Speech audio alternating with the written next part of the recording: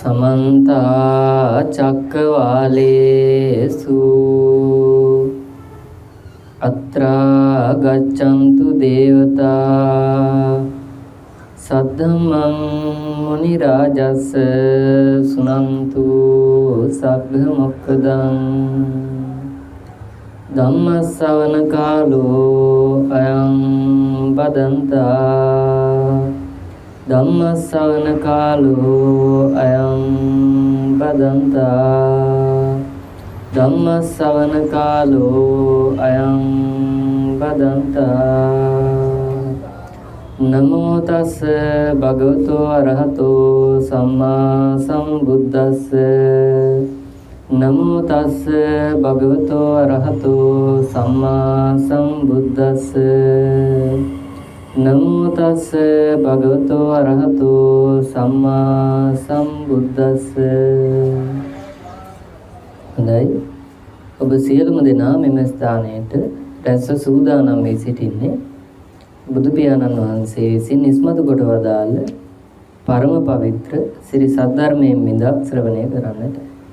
ඉතින් ඒක නිසා ඔබ කල්පනා කළ යුතුයි ඔබ මෙතනට රැස්ුනේ මොනවා අහන්නද, මොනවා සාකච්ඡා කරන්නද, මොනවා තේරුම් ගන්නද? ඔබ මෙතෙන් රැස්ුනේ බණ අහන්න, බණ සාකච්ඡා කරන්න, බණ තේරුම් ගන්න. ඉතින් බණ අහන්න නම්, බණ සාකච්ඡා කරන්න නම්, බණ තේරුම් ගන්න නම් පළමුවෙනි සුදුසුකම තමයි කවුරු හරි බණ කියන්න ඕනේ. කියන්නේ නැතුව අහන්න දෙයක් තියනවද? නැත. කවුරුන් හෝ බණ කියන්න ඕනේ, කිව්වොත් තමයි බණ අහන්න පුළුවන් වෙන්නේ. දැන් අපි බලමු බුදුහාමුදුරුවෝ බුද්ධ දේශනාවෙහි බණ අසන්නාට, එහෙම නැත්නම් අපේ වචනෙන් කිව්වොත් ශ්‍රාවකයාට දීපු උපදේශන සේවාව මොකක්ද? බුදුහාමුදුරුවෝ බුද්ධ ශ්‍රාවකයාට උපදේශ 4ක් දුන්නා. පඨම කාල සුත්ත හැටියට, පඨම කාල සූත්‍රයේ හැටියට බුදුහාමුදුරුවෝ ශ්‍රාවකයන්ට උපදේශ 4ක් දුන්නා. ඒ උපදේශ 4 තමයි කාලේන ධම්ම ශ්‍රවණ, කාලේන ධම්ම සාකච්ඡා, කාලේන සමතෝ, කාලේන විපස්සනා. මෙන්න මේ විදිහට උපදේශන සේවා 4ක් බුදුහාමුදුරුවෝ දුන්න කාටද? බුද්ධ ශ්‍රාවකයන්ට. දැන් මම මේක පැත්තකට තියලා යන එක කතාවකට. අපි හිතමු වෙද මහත්තයෙකුයි එක ලෙඩෙකුයි ඉන්නවා. මේ ලෙඩාට යම් කිසි, අපි හිතමු ගමක කෙනෙක් මේ වෙද මහත්තයාගෙන් බෙහෙත් ගත්ත තවත් කෙනෙක් මේ ලෙඩාට කියනවා ඔයාගේ ওই ලෙඩේට නම්, ওই රෝගයට නම් ආවල් වෙද මහත්තයා ගාව බෙහෙත් ෂුවර්, හොඳට බෙහෙත් අහනව ඇඟට. ඔයා බුලත් කොලයකුත් අරගෙන, සතුටු පඳුරුත් අරගෙන අහවල් වෙලාවට යන්න, අහවල් වෙලාවට ගියොත් පුළුවන් ඔබට බෙහෙත් ගන්න කියලා කියනවා. අපි හිතමු වෙද මහත්තයා බෙහෙත් දෙන්නේ ඒ වෙලාවට නෙවෙයි. වැඩේ හරියයිද? හරියන්නේ. එහෙමනම් මේ දෙක අතර ගැළපීමක් තිබිය යුතුමයි. ලෙඩා බෙහෙත් ගන්න යන වෙලාවත්, වෙදා බෙහෙත් දෙන වෙලාවත් එකම වෙලාව විය යුතුයි, නැත්තම් සාර්ථකත්වයක් නැත. අන්න ඒ වගේ තමයි දැන් බුදුහාමුදුරුවෝ බුද්ධ ශ්‍රාවකයන්ට දීපු උපදේශය තමයි කාලේන ධම්ම ශ්‍රවණ. එහෙමනම් ඒක දුන්නේ කාටද? බණ අසන්නාට. බණ අසන්නාට කිව්වා කාලේන ධම්ම ශ්‍රවණ. එහෙමනම් බණ දෙසන්නාටත් මොකක් හරි කියන්නම වෙනවා. නැත්තම් ගැළපීමක් නැත. බණ දෙසන්නාට කිව්වේ නෑ කාලේන ධම්ම දේශනා කියලා. එහෙනම් මොකද්ද කිව්වේ? අන්න ඒක හොයාගත්තොත් අපිට මේ ප්‍රශ්නේ ලියනවා. ශ්‍රාවකයාට කිව්වා කාලේන ධම්ම ශ්‍රවණ. දේශකයාට කිව්වා කාලේන ධම්ම දේශනා කියලා කිව්වද? නැත. එහෙම කොහෙවත් ත්‍රිපිටකයේ සඳහනක් නැහැ. දේශකයාට කිව්වේ වෙන කතාවක්, ශ්‍රාවකයාට කිව්වේ තව කතාවක්. හැබැයි කතා දෙකක් වුණොත් ගැළපීමක් තියනවද? නැහැ. කතා දෙක එකක් වෙන්න ඕන. හැබැයි වචන වෙනස් වෙන්න පුළුවන්. කතා දෙකම එකයි, වචන වෙනස් වෙන්න පුළුවන්. අපි හිතමු යම් කිසි කෙනෙක්ට කියනවා ඔයා දවල් වරුවේ ගිහින් බේත් ගන්න. මම කියනවා. තව කෙනෙක් කියනවා හවස් වෙන්න කලින් ගිහින් බේත් ගන්න. දෙකම එකයිද නැත්නම්? දෙකම එකයි. අන්න ඒ වගේ ශ්‍රාවකයාට කිව්වා කාලේන ධම්ම ශ්‍රවණ. දේශකයාට තව එකක් කිව්වා. හැබැයි ඒකේ කාලේන කියන වචනේ නැහැ. ඒක වෙනුවට මොකද්ද තියෙන්නේ? ඒක අපි හොයන්න ඕනේ. අන්න ඒක හම්බ වෙනවා. බුදුහාමුදුරුවෝ පැහැදිලිව පෙන්නනවා මේක බුදුහාමුදුරුවෝ විතරක් නෙවෙයි. සරියුත් හාමුදුරුවෝ දේශනා කරනවා, ආනන්ද හාමුදුරුවෝ දේශනා කරනවා. මොකද්ද? දේශකයාට පනවපු නීතිය තමයි රාගස්ස පහනාය ධම්මං දේසෙන්ති. දේශකයාට කිව්වේ නැහැ කාලේන ධම්මං දේසේති කියලා. එහෙමනම් දේශකයාට කිව්වා රාගස්ස පහනාය ධම්මං දේසෙන්ති, දෝසස්ස පහනාය ධම්මං දේසෙන්ති, මෝහස්ස පහනාය ධම්මං දේසෙන්ති, තේ ලෝකේ ධම්මවාදිනෝ. අපේ භාෂාවෙන් කිව්වොත් බුදුහාමුදුරුවෝ පෙන්නනවා ඔබ මගේ ශාසනයේ ධර්මවාදියෙක් වෙන්න නම් ඔබට ඕන දේ කියලා වැඩක් නැහැ. මොකද්ද කියන්නේ කිව්වේ? රාගස්ස පහනාය ධම්මං දේසෙන්ති. අහගෙන ඉන්න කෙනාට රාගය ප්‍රහාණය කිරීමේ මඟ ඉගෙන ගන්නට අවශ්‍ය කරුණු දේශනා කරන්න. අහගෙන ඉන්න කෙනාට ද්වේෂය ප්‍රහාණය කරන්නට අවශ්‍ය කරුණු රැස් කරගන්න පුළුවන් වෙන විදිහට දේශනාව කරන්න කිව්වා. අහගෙන ඉන්න කෙනාට මෝහය උදුරන්නට, මෝහයෙන් මිදෙන්නට අවශ්‍ය කරුණු පෙළ ගහ ගන්නට උපකාර වෙන විදිහට දේශනාව කරන්න කිව්වා. දැන් අපි මේ දෙක පොඩ්ඩක් පැත්තකින් තියලා අපි දන්න සිංහල පරිවර්තනයට එමු. අපි දන්න සිංහල පරිවර්තනය තමයි කාලේන ධම්ම ශ්‍රවණං කිව්වම අපි කියන්නේ සුදුසු කාලයට ධර්මය ඇසිය යුතුයි. දැන් අපි හිතමු යම් කිසි කෙනෙක්ට අපි කියනවා ගිහිල්ලා දැන් අපි මෙහෙ ගමු මේ බස්නාහිර පළාතේ එක කෙළවරක් තියෙනවා ගම්පහ දිස්ත්‍රික්කයේ එක කෙළවරක් තවත් දිස්ත්‍රික්කයකට මායිම්ම මීගමුව නගර සීමාව මේ මීගමුව නගර සීමාවේ අද ලොකු තදබදයක් තියෙනවා මෙතන ඉන්න එක්කෙනෙක්ට මම ගිහිල්ලා කියනවා එන්න බණ අහන්න මොකද මට කියන්නේ අපේ හාමුදුරනේ බණ අහන්නත් වෙලාවක් තියෙනවා හැබැයි වැඩේ තියෙන එයාගේ වෙලාවට නෙමෙයි මම බණ කියන්නේ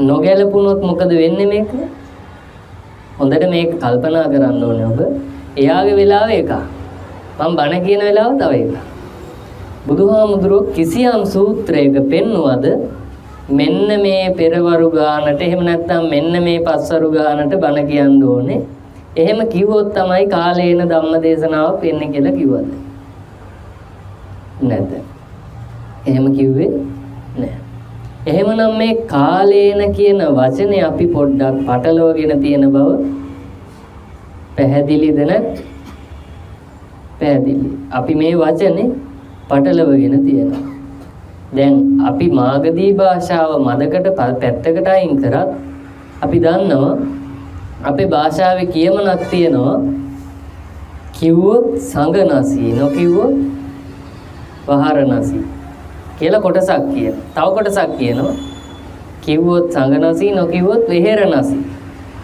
එකම කතාව දෙවිදිහකට කියනවා. මෙන්න මේ වගේ අපිත් අර එකම කතාව දෙවිදිහකට කියන්න පුරුදු කොටසක් කියනවා සුදුසු කලට බණ අහන්න ඕනේ. සුදුසු කලට බණ අහන්නේ අපි මොකටද? සුදුසු කලට බණ අහන්නේ මොකටද? මම දැන් තමයි බණ අහන්න සුදුසු වෙලාව කියලා බණ අහනවා. හැබැයි ඒක අනුගමනය කරන්න සුදුසු දැන් නෙවෙයි කියලා ඒක කල් දානවා. මොකද වෙන්නේ එහෙම වුණා. අපි නිකන් අපිට නොදැනීම ජ්‍යොතිර්ෂවේදියෙක් ගානට වැටලාද නැත්ද? අපි නැකත හොයනවා. සුදුසු වෙලාව හොයනවා. අපි දන්නවද සමහර විටක මම මේ බණ කිය ඉන්නකොටම මොකෙක් හරි කුරුමිනියෙක් වේගෙන් ඇවිල්ලා උටක් පාලනය කරගන්න බැරුව මමත් නොදැනීම මගේ කන ඇතුළට ගිහිල්ලා කන ඇහෙන්නේ නැතුව යනවා. දැන් අහයි බන සුදුසු වෙලාවට. පුළුවන් ද මේක කරගන්න? බැහැ. ඉතින් ඒක නිසා සද්ධම්මස්සවනම් පරම දුර්ලභෝ කියලා බුදුහාමුදුරුවෝ පැහැදිලිව දේශනාවෙහි පෙන්වලා තියෙනවා. නමුත් අපි ඒකටත් දානවා බුදුහාමුදුරුවෝ කියනවා දැන් අපි හිතමු මේ සභාවට බුදුහාමුදුරුවෝ වැඩම කරනවා. මේ සභාවට බුදුහාමුදුරුවෝ වැඩම කරාට පස්සේ බුදුහාමුදුරුවෝ ඉදිරිපත් කරනවා මෙතෙන්ට වැඩම කරලා මේ මම දේශනා කරන සද්ධර්මයේ පරම දුර්ලභයි මේක අහන්න. අපි කියනවා බුදුහාමුදුරන්ට නෑ ඒකටත් වෙලාවක් තියෙනවා. ඔබ වහන්සේ වෙන වෙලාවක එන්න. ඒක හරියයිද අපිට වැරදිලා තියෙනවා. අපිට වැරදිලා තියෙනවා. අපි හිතමු අපි ආසම චිත්‍රපටියක් අපි ආසම ටෙලිඩ්‍රාමා එකක් ටීවී එකේ යනවා අපිට ඇහෙනවා.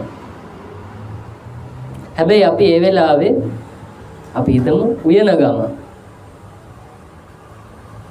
හැබැයි අපි උයන එක නවත්තලා ඇවිල්ලා පොඩ්ඩක් ඔළුව දාලා හරි ආපහු යනවා. එහෙම වෙන්න පුළුවන්ද බෑද? එහෙම වෙලා තියෙනවා. ඇයි එහෙම වෙන්නේ? දැන් ඒකට අපිට සුදුසු වෙලාවක් තියෙනවද? දැන් අපි හොඳට කල්පනා කරන්න මේක. මම කැමති අහවල් ටෙලිඩ්‍රාමා එක බලන්න මේ වෙලාවට.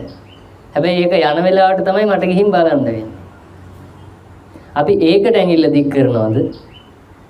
කවදාවත් නෑ. හැබැයි සද්ධර්මයේ දේශනා කරන දේශකයෙකුට අපි ඇඟිල්ල දික් කරනවා අපේ වෙලාවට උඹ බණ කියන්න ඕනේ. නැත්තම් අපි අහන්නේ නෑ. මොකද්ද මේකට හේතුව? හේතුව හොයාගත්තාම හේතුව තමයි එක අකුරු තුනක් අපි කන පිට ගහගෙන ඉන්නවා. මොකද්ද මේ අකුරු තුන? කාලේන. අපි මේකේ පිල්ලම් වෙනස් කරලා තියෙනවා. මොකද්ද වෙනස් කරපු පිල්ලම් ටික? කාලීන කරලා තියෙනවා. දැන් අපි දන්නවා කාලීන ධර්ම දේශනා කියලා එකක් කරනවා. දැන් කාලීන ධර්ම දේශනා කරන දේශකයෝ දැන් අහලා තියෙනවද මේ සතිය එක බණක් කිව්වා කාලීන ධර්ම දේශකේ? කියන්න වෙන්නේ මොකද්ද කිව්වොත්? ඒක මම කියන්න ඕනේ නැහැ. දේශකයන් වහන්සේට කියන්න වෙන වාක්‍ය මට කියන්න දෙයක්වත් නැහැ දන්නවා. ඒ කාලීන දේවල් කියන්නේ බුද්ධ ශ්‍රාවකේ කවදාවත් ප්‍රවෘත්ති නිවේදකයෙකු නොවේ. කාලීන ධර්ම දේශනාවක් කියන්නේ මොකක්ද? ඒ දවස් වලට තියෙන ප්‍රසිද්ධ පෙළේ යන රැල්ලක් හැදිලා තියෙන මොකක් හරි තොරතුරක් අල්ලගෙන එක්කෝ ඒකේ හොඳ කියනවා එක්කෝ ඒකේ නරක කියනවා. එතකොට මේ ධම්මවාදිය වැටිලා තියෙන්නේ කොතැනටද? විතක මේ ශාසනයේ අද වෙන විට ධම්මවාදියා ප්‍රවෘත්ති නිවේදකයෙක් වෙලා. තවත් වෙලාවක සාහිත්‍ය විචාරකයෙක් වෙලා. සමහරු ඉන්නවා සින්දු බණ කියන. සාහිත්‍ය විචාරකයෙක් බවට පත් වෙලා. ගුණකථකයෙක් බවට පත් වෙලා. නක්ෂත්‍රකාරයෙක් බවට පත් වෙලා.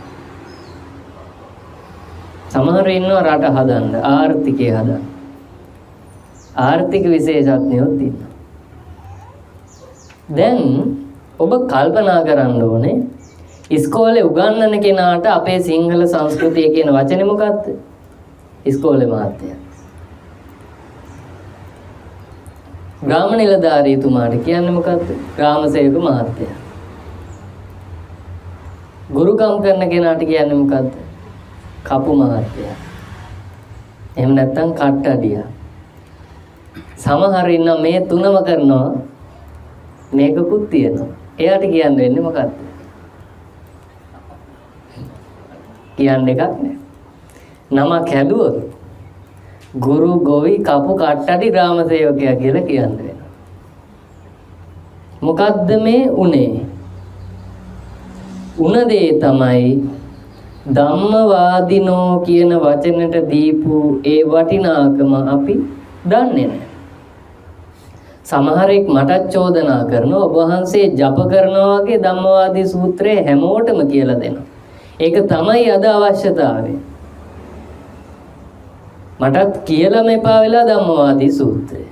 නමුත් ඒක තමයි මිනිස්සු දැනගන්න ඕන එකම දේ. මොකද්ද මේ බණ කියන අකුරු දෙකේ තේරුම? ඒක අපි දන්නේ නැත. රාගස්ස පහනාය කරුණු දෙක. පළවෙනි එක රාගස්ස, දෙවෙනි එක පහනාය. ඒ රාගස්ස කියප එක තමයි බයන්නෙන් පෙන්වුවේ. බැම්ම, බද්ධ වීම. පහනාය කිව්වේ නැති කරගන්නවා, නිරෝධ කරගන්නවා, මිදෙනවා, නිදහස් වෙනවා. ඒකයි බාන කියලා කිව්වේ. බණ. හැබැයි තව දෙයක් තියෙනවා. අපිට වරද්දගත්ත තැන් තියෙනවා. මේක වැරදුනේම බොහෝ දුරට සාහිත්‍ය නිසා. හොඳට ඔබ කල්පනා කරන්න ඕනේ නිබ්බාන කියන එක නිවන කරා වගේම බණ කියන එක වන කියලා ලියලා තියෙනවා සමහර පොත්වල. වන කියන වචනේ තේරුම වර්ණනා කරනවා කියන එක. දැන් ධර්මාසනයකට ඇවිත් කරන්නේ මොකක්ද? මොකක් හෝ එක්ක ಗುಣ වර්ණනාවක් එක්ක දුගුණ වර්ණනාවක් කරනවා. නමුත් ඔබ අද ඉඳන් තේරුම් ගත යුතුමයි ඔබ අහන බණක් පාසා, කියවන පොතක් පාසා, දකින දහම් ලිපියක් පාසා ඔබ මේක ස්කෑන් කරන්න ඕනේ. ඔබ මේක ටෙස්ට් කරන්න ඕනේ. මොකක් තියනවා කියලාද? රාගස්ස පහනාය ධම්මං දේසෙන්ති මේක ඇතුලේ තියනවාද? දෝසස්ස පහනාය ධම්මං දේසෙන්ති මේක ඇතුලේ තියනවාද? මෝහස්ස පහනාය ධම්මං දේසෙන්ති මේක ඇතුලේ තියනවාද? එතකොටයි ඔබට පුළුවන් වෙන්නේ දහම සහ අදහම අතර වෙනස හඳුනගන්න. ඇයි ඔබ ඒක හඳුනගන්න ඕනේ? ඊගාව ප්‍රශ්නේ. දැන් ඔබ මොකටද මේක හඳුනගන්න ඕනේ? ඒකටත් හේතුවක් තියෙනවා. නිකන් නෙවෙයි රාගස්ස පහනාය, දෝසස්ස පහනාය, මෝහස්ස පහනාය කියලා බුදුහාමුදුරුවෝ පෙන්නනවා. ඔබට නොතේරුණාට, ඔබේ නොදන්නාකම වුණාට බුදුහාමුදුරුවෝ පැහැදිලිව බුද්ධ දේශනාවේ පෙන්වුවා ආදීනව අවස්ථා පහ. මේ ආදීනව අවස්ථා පහවත් අපි නොදනි. මොනවද මේ ආදීනව අවස්ථා පහ? යම් කිසි කෙනෙක් අරහත් ඵලයටපත් වෙනකම්ම මේ ආදීනව අවස්ථා පහට ගොදුරු වෙනවා කියලා බුදුහාමුදුරුවෝ පෙන්වනවා. මොනවද මේ ආදීනව අවස්ථා පහ? පහක් ඇත. මොනවද ඒ පහ? මේ පහ තමයි පළවෙනි එක පෙන්වුවා අන්ධ කරනෝ. දෙවෙනි එක පෙන්වුවා අචක්කු කරනෝ. තුන්වෙනි එක පෙන්වුවා අනිබ්බාන සංවත්තනිකෝ. හතරවෙනි එක පෙන්වුවා පඤ්ඤා නිරෝධිකෝ. පස්වෙනි එක පෙන්වුවා විඝාත පක්ඛිකෝ. ඔන්න ආදීනෝ පහ. අපි මේක නොදනි. මොකද්ද මේ අන්ධ කරනෝ? අපිට තේරෙන්නේ නැහැ. අපි කරන ක්‍රියාකාරකමවත් මොකක් උදෙසාද අපි කරන්නේ කියන එක අපිට තේරෙන්නේ නැත. දැන් අපි නිකමට හිතලා බලමු අපි මොකටද මේ ජීවත් වෙන්නේ? අපි මොන අරමුණකින්ද මේ ජීවත් වෙන්නේ? ජීවත් වෙන්නේ අරමුණක් ඇතුව. මොකක්ද ඒ අරමුණ?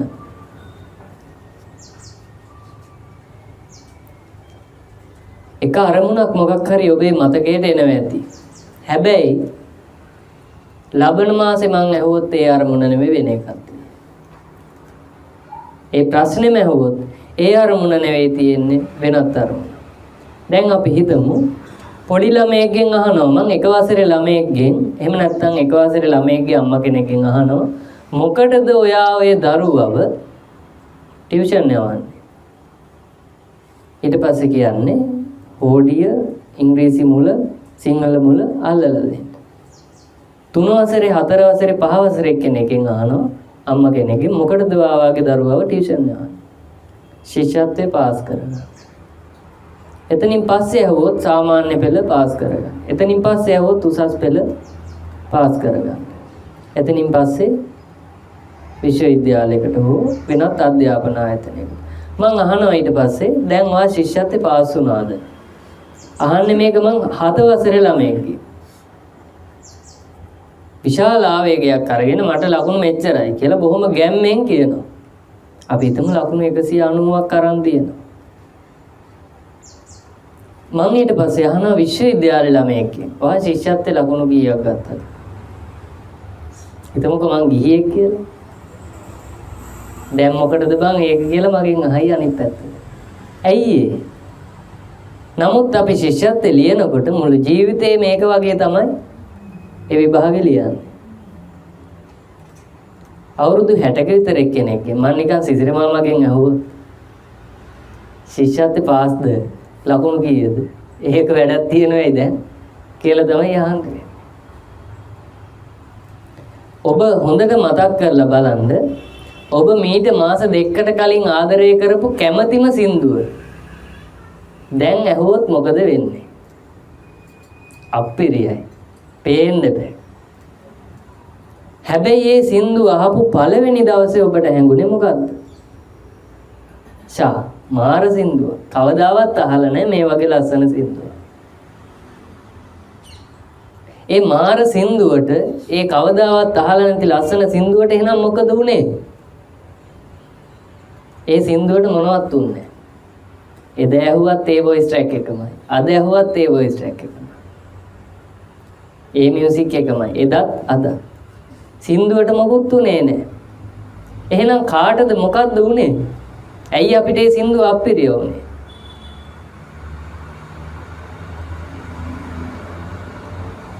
ඇයි අපිට ඒක අප්පිරිය වුනේ?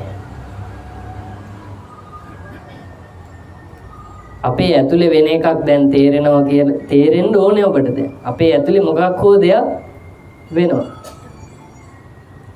අර සින්දුව අහපු පළවෙනි දවසේ ඒක ඔබ කැමැතිම ඔබේ මෙතෙක්කල් අහලා තියෙන සියලු සින්දු වලට වඩා ඔබ කැමැතිම සින්දුව කියලා නම් කරනවා.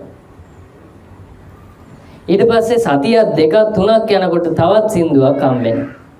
දැන් අර ස්ථානය දෙන්නේ අලුතෙන් හම්බෙච්ච සින්දුවට. දැන් අර පරණ සින්දුව ටික ටික අයින් කරලා දානවා. කවුරු හරි මේ සින්දුව දාන වැහුණොත් අන්න ටක් ගාලා කේන්තියක්. අර වැඩිපුර ආදරය කරපු සින්දුව. සින්දුවට මොකද උනේ? සින්දුවට මොකුත් උනේ නැහැ. හැබැයි හිත ඇතුලේ මොකක් හරි දෙයක් වුණා. අන්නේ උනේ එක අපි හොයාගන්න ඕනේ. මොකක්ද උනේ? මහ ලොකු දෙයක් වෙලත් නැහැ බලනකොට. මොකක්ද උනේ? අපිට තියෙනවා අපේ හිතේ තියෙනවා ගතියක් ලස්සන සින්දු වලට මම බොහොම කැමතියි. ඒ කැමැත්තට මම තදින් බැඳෙන ගතියක් තියෙනවා. අරකට වඩා හොඳ සින්දුවක් හම්බෙච්ච ගමන් ඒ සින්දුවට ගතිය අලවනවා. එතකොට අරක නිකම්ම එපා වෙනවා. ඊට වඩා තව හොඳ එකක් හම්බෙනකොට ඒ සින්දුවට අර ගතිය අලවනවා. එතකොට අර සින්දුව එපා වෙනවා. ඕක නෙවෙයිද ජීවත් වෙන්නේ? ශිෂ්‍යත්වය ඉවර වුණාම ඒක ගලවනවා සාමාන්‍ය පෙළ අලවනවා. මෙන්න ජීවත් වීම වෙන මොනවත් නෙවෙයි. ඒ අවස්ථාවට අදාළව ගති අලුත් කර ගැනීමට කිව්වා ජීවත් වෙනවා කියලා. වෙන දෙයක්ද? නෑ. ජීවත් වෙනවා කිව්වේ මම මාවම මෙහෙवला ගන්න අත්දැකීම් සමුදායට. වෙන මොකක්වත්ද? නෑ. දැන් අපි ප්‍රශ්න කරන්න ඕනේ තමන් එක්කම කෝ මෙතෙක්කල් මම ආදරය කරපු සින්දු ටික. ඒ ටික එහෙමම තියෙනවා. හැබැයි ආදරේ කොහෙදෝ ගිහිල්ලා. මොකක්ද ඒ උනේ? ඇයි එහෙම උනේ? ඒක තමයි අපේ හිතේ ස්වභාවය. හැබැයි අපිට ඒ ස්වභාවය නෙවෙයි පේන්නේ. අර සින්දුව තමයි වැරදිකාරය වෙන්නේ. සින්දුවේ වෙනසක් වෙලා නැහැ. හිතේ වෙනස උනේ. නමුත් අපි හිතන්නේ සින්දුවේ වෙනසක් වෙලා කියලා. මට පෙන්වන්න බැරි සින්දුවක්. කැත සින්දුව කියලා සින්දුව තමයි වැරද්ද උනේ. තමන් ඇතුලේ තියෙන එක පේන්නේ නැහැ. පේනවද? නැත. ඇයි පේන්නේ නැත්තේ? මොකද්ද මේ නොපෙනෙන ස්වභාවය? අන්නේ නොපෙනෙන ස්වභාවයට තමයි කිව්වේ මං ඉස්සෙල්ලා අන්ධකරණීය කියලා. දැන් තේරෙනවද? අපිට සමහර වෙලාවට හොඳට ඔබ මේ අත්දැකීම ගන්න ඕනේ මතක් කරලා. ඔබට සමහර වෙලාවට ඔබ ගැනම කල්පනා වෙනවා. ඔබේ අතීතයේ ඔබ කරපු දුර්වල වැඩ කල්පනා වෙනවා. ඔබ සමහර අවස්ථාවල වීර ක්‍රියා වගේ කරපුවා ඊට පස්සේ මතක් වෙනවා මම මේ මොන මෝඩ වැඩක්ද කළා කියලා මතක් වෙනවා. ඔබ ගොඩාක් මානෙන් උඩින් හිටපු අවස්ථා ඔබටම තේරෙනවා මම වැඩකට නැති දෙයක් තමයි මේ උඩ තියන් ඉඳලා තියෙන්නේ. ඒකට කාගේවත් උපදෙස් ඕනේ නැහැ ඔබට. ඔබටම තේරෙනවා. හැබැයි ඔබ ඒක හාරවසවස හිතන්නේ නැත. තමන් තමන්ව පහත් කරගන්න වැඩි වෙලා දුවන. ටග්ගාල වෙන එක එල්ලෙනවා. අන්න ඒ ස්වභාවය ඇති වෙන්නේ මොකක් නිසාද? ඒ ස්වභාවය ඇති වෙන්නේ රාගයේ, ද්වේෂයේ, මෝහය නිසාමයි. ඒකට කිව්වා අචක්කුකරණී කියලා. චක්කුකරණී කියන්නේ අර ඇත්ත ඇති සැටියෙන් බලන්න පුළුවන් වෙච්ච දේවල් වලින්ම බලන්න පුළුවන්. පුළුවන්ද බැරිද? හරියට බැලුවොත් තමන්ගේ තියෙන දුර්වලතා තමන්ගේ අතීතය අනුස්මරණය කරලම බලන්න පුළුවන්. හැබැයි ඔබ බලන්න උනන්දු නැහැ. ඊට වඩා උනන්දුයි තව ටිකක් අර ගති ටික අලුත් කරන්න. එතකොට මොකද වෙන්නේ? අචක්කු කරයි. සමහර අවස්ථා තියෙනවා ඔබටම ඔබ ගැන ඇත්ත තේරෙනවා. කවුරුත් කියලා දෙන්න ඕනේ නැහැ. තමන්ගේ අඩුවක් තියෙනවනම් අපි උදාහරණයක් ගමු. මොකක් හරි රණ්ඩුවක් වෙනවා ගෙදර. රණ්ඩුව ඉවර වුණාට පස්සේ තමන්ටම තේරෙනවා මම මේ බොරු දෙයකට කේන්ති ගත්තේ අද කියලා තේරෙනවා. ඒකට කවුරුත් උගන්වන්න ඕනේ නැහැ. තමන්ටම තේරෙනවා. හැබැයි ඒ තමන්ටම තේරුණාට ආයේ ඒක තප්පරයකින්ම මොකද කරන්නේ? ඒ වුණාට උට තිබ්බ එහෙම කරන්නේ නැතු වෙන්නේ කියලා කියනවා. අර ප්‍රඥාව ඉස්මතු වෙන්නේ ස්ටාර්ට් වුණා. ආයෙත් ඒක ඔෆ් කරලා දැන්. මේකට කිව්වා බුදුහාමුදුරුවෝ පඤ්ඤා නිරෝධිකෝ කියලා. අර රෝදේ දිහා බලන්න ප්‍රඥාවක් ඉස්මතු වුණා. හැබැයි ඒකෙන් මිදුණා. පඤ්ඤා නිරෝධිකෝ. විඝාත කරන්න අවස්ථාවක් ආවා. දැන් හරියට තේරුම් ගත්තා නම් මම අනවශ්‍ය විදියට අද කේන්ති ගත්තේ. අර අනවශ්‍ය දෙයකට මම අද කේන්ති ගත්තේ කියන එක හරි හැටි අවංකව පිළිගත්තා නම් එතන ඉඳන් එයාට පුළුවන් කේන්ති නොගෙන වැඩ කරන විදිහට වැඩපිළිවෙල හදාගන්න. විඝාත කරන්න පුළුවන්. හැබැයි එයා විඝාත කරන්න තියෙන දේ ස්වයං පක්ෂයට ආපහු ගන්න. නෑ මම නිවැරදි. අහවලා තමයි වැරදි. ඒකයි මට කේන්ති ගියේ. විඝාත පක්ඛිකෝ. අවසන් ප්‍රතිඵලය පෙන්නුවා එහෙම වෙන තාක්කල් අනිබ්බාන සංවත්තතිකෝ. අර සංවලට රාගයේ, ද්වේෂයේ, මෝහයට කොටු වෙලා නිසා නිදහසක්, නිවනක්, නිබ්බානයක් නැත. දැන් මේ සියල්ලම මේ ආදීනව පහ තමයි මම මේ විස්තර කරන්නේ. මේ ආදීනව පහ ඔබ තුලින් ඇති වෙනවා. ඔබ ආදීනව පහට ඔබ ගොදුරු වෙනවා. ගොදුරු වීමට තමයි කිව්වේ වත්තතිකෝ කියලා. අන්තිමට මොනවටද ගොදුරු වෙන්නේ? කෙලෙස් වලට ගොදුරු වෙනවා. අන්න කෙලෙස් මහා බරපතල දේවල් නෙමෙයි. අපෙන් අහුවොත් කෙලෙස් කියන්නේ මොකද්ද? ඔබෙන් අහනවා මම කෙලෙස් කියන්නේ මොකද්ද? ඔබ බොහොම බරපතල උත්තර දෙන්න දඟලනවා. පාණාතිපාත, අදින්නාදාන. එච්චර ඕනේ නැහැ. මොකද්ද කෙලෙස් කියන්නේ? ඇත්ත ඇති සැටියෙන් දකින්නට බාධා වෙන තමන් තුලින්ම ක්‍රියාත්මක වෙන සබ්බ සකලමනාම කෙලෙස්. කෙලෙස් කියන වචනේ තේරුම මොකක්ද? කිලුටු වෙනවා කියන්නේ. මොකක්ද කිලුටු වෙන්නේ? තමන්ගේම ප්‍රභාස්වර සිත කිලුට වෙනවා. තමන්ගේම අකම්පිත හිත කිලුට වෙනවා. මොකක් නිසාද? මොකක් නිසාද කිලුට වෙන්නේ? අපි මොකද්ද එකක් හැමදාම හොයනවා. අර එකයි අර සින්දු අහගෙන යනකොට ඒක එපා වෙනකොට තවත් එකක් හොයනවා. ඒකත් දවස් 7ක් විතර හං ගිහිල්ලා ඒකත් අයින් කළා තවත් එකක් හොයනවා. ඇත්තටම මේ සින්දුවක්ද හොයන්නේ නැත්නම් ඊට වඩා වෙන එකක්ද හොයන්නේ? මේ සින්දුවක් නෙවෙයි හොයන්නේ. සින්දුවක් හොයනවා නම් හොඳට මතක් කරගන්න මෙතෙක්කල් මම සින්දු අහලා ඇති ලක්ෂයක් විතර. හැබැයි ඒක සින්දුවකවත් මං හොයපු එක නෑ. එහෙනම් අපි මොකද්ද මේ හොයන්නේ? ආස්වාදය හොයන. සින්දුවක් නෙවෙයි හොයන්නේ. නමුත් යාළුවෙක් ඇහුවොත් අපි හිතමු යාළුවෙක් අහන මොකද්ද ඔය YouTube එකේ හොයන්නේ? මම මේ ලස්සන සින්දුවක් හොයනවා. හැබැයි ඒ ලස්සන සින්දුව සතියක් විතර අහනකොට අපි හිතමු බස් එකේ යාළුවෝ දෙන්න යනවා. එහා පැත්තේ ඉන්න යාළුවා YouTube එකේ මොකක් හොයනවා. මොකද්ද හොයන්නේ? ලස්සන සින්දුවක් හොයනවා. දැන් මෙයා මේ සින්දුවක් තෝරගෙන මේ බලන්නකො මේක ලස්සනයි. දැන් ලබන සතිය බස් එකේ යනකොට අර යාළුවා අර සින්දුව දාලා මෙන්න ඔය ආසම සින්දුව. අපෝ ඕක වහලා දාපි කියලා කියනවා. මොකද්ද මේ උනේ? අර ලස්සන සින්දුවක් යයි තෝරාගත් සින්දුව ඇයි Tamanට අවලස්සන උනේ?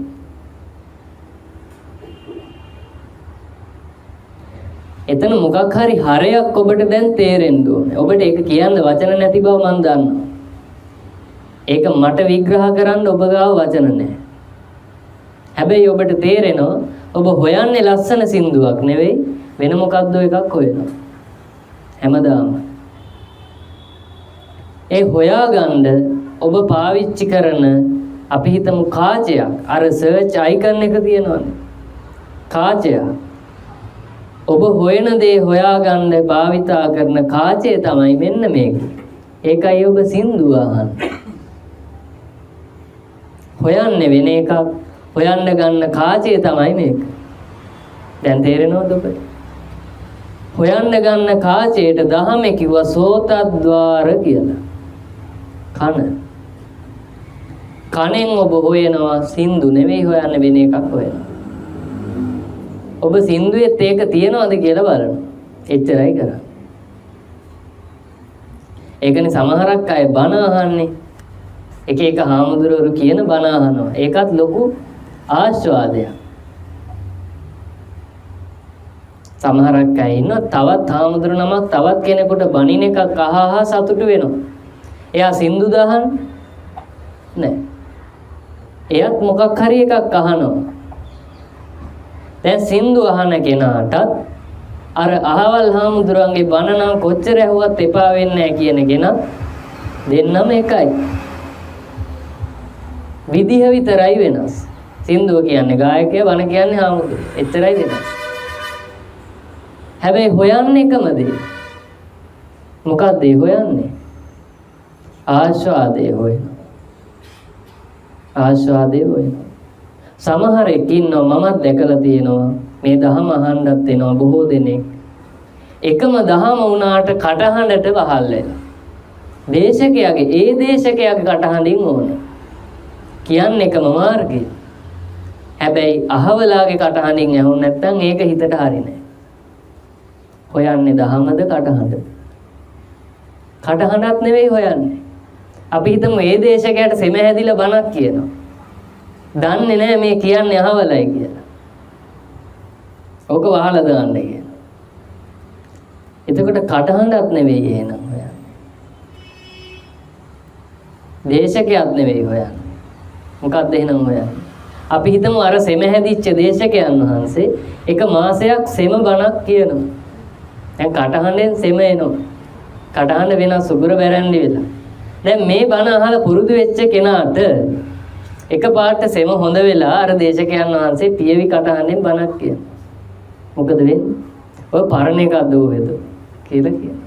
එයි මොකක්ද ඒ උනේ? එයා චිත්‍රය හදාගෙන ඉවරයි දැන් හාමුදුරන්ට සෙම දැන් මෙන්න මේ සෙම බණ කියන්න ඕන.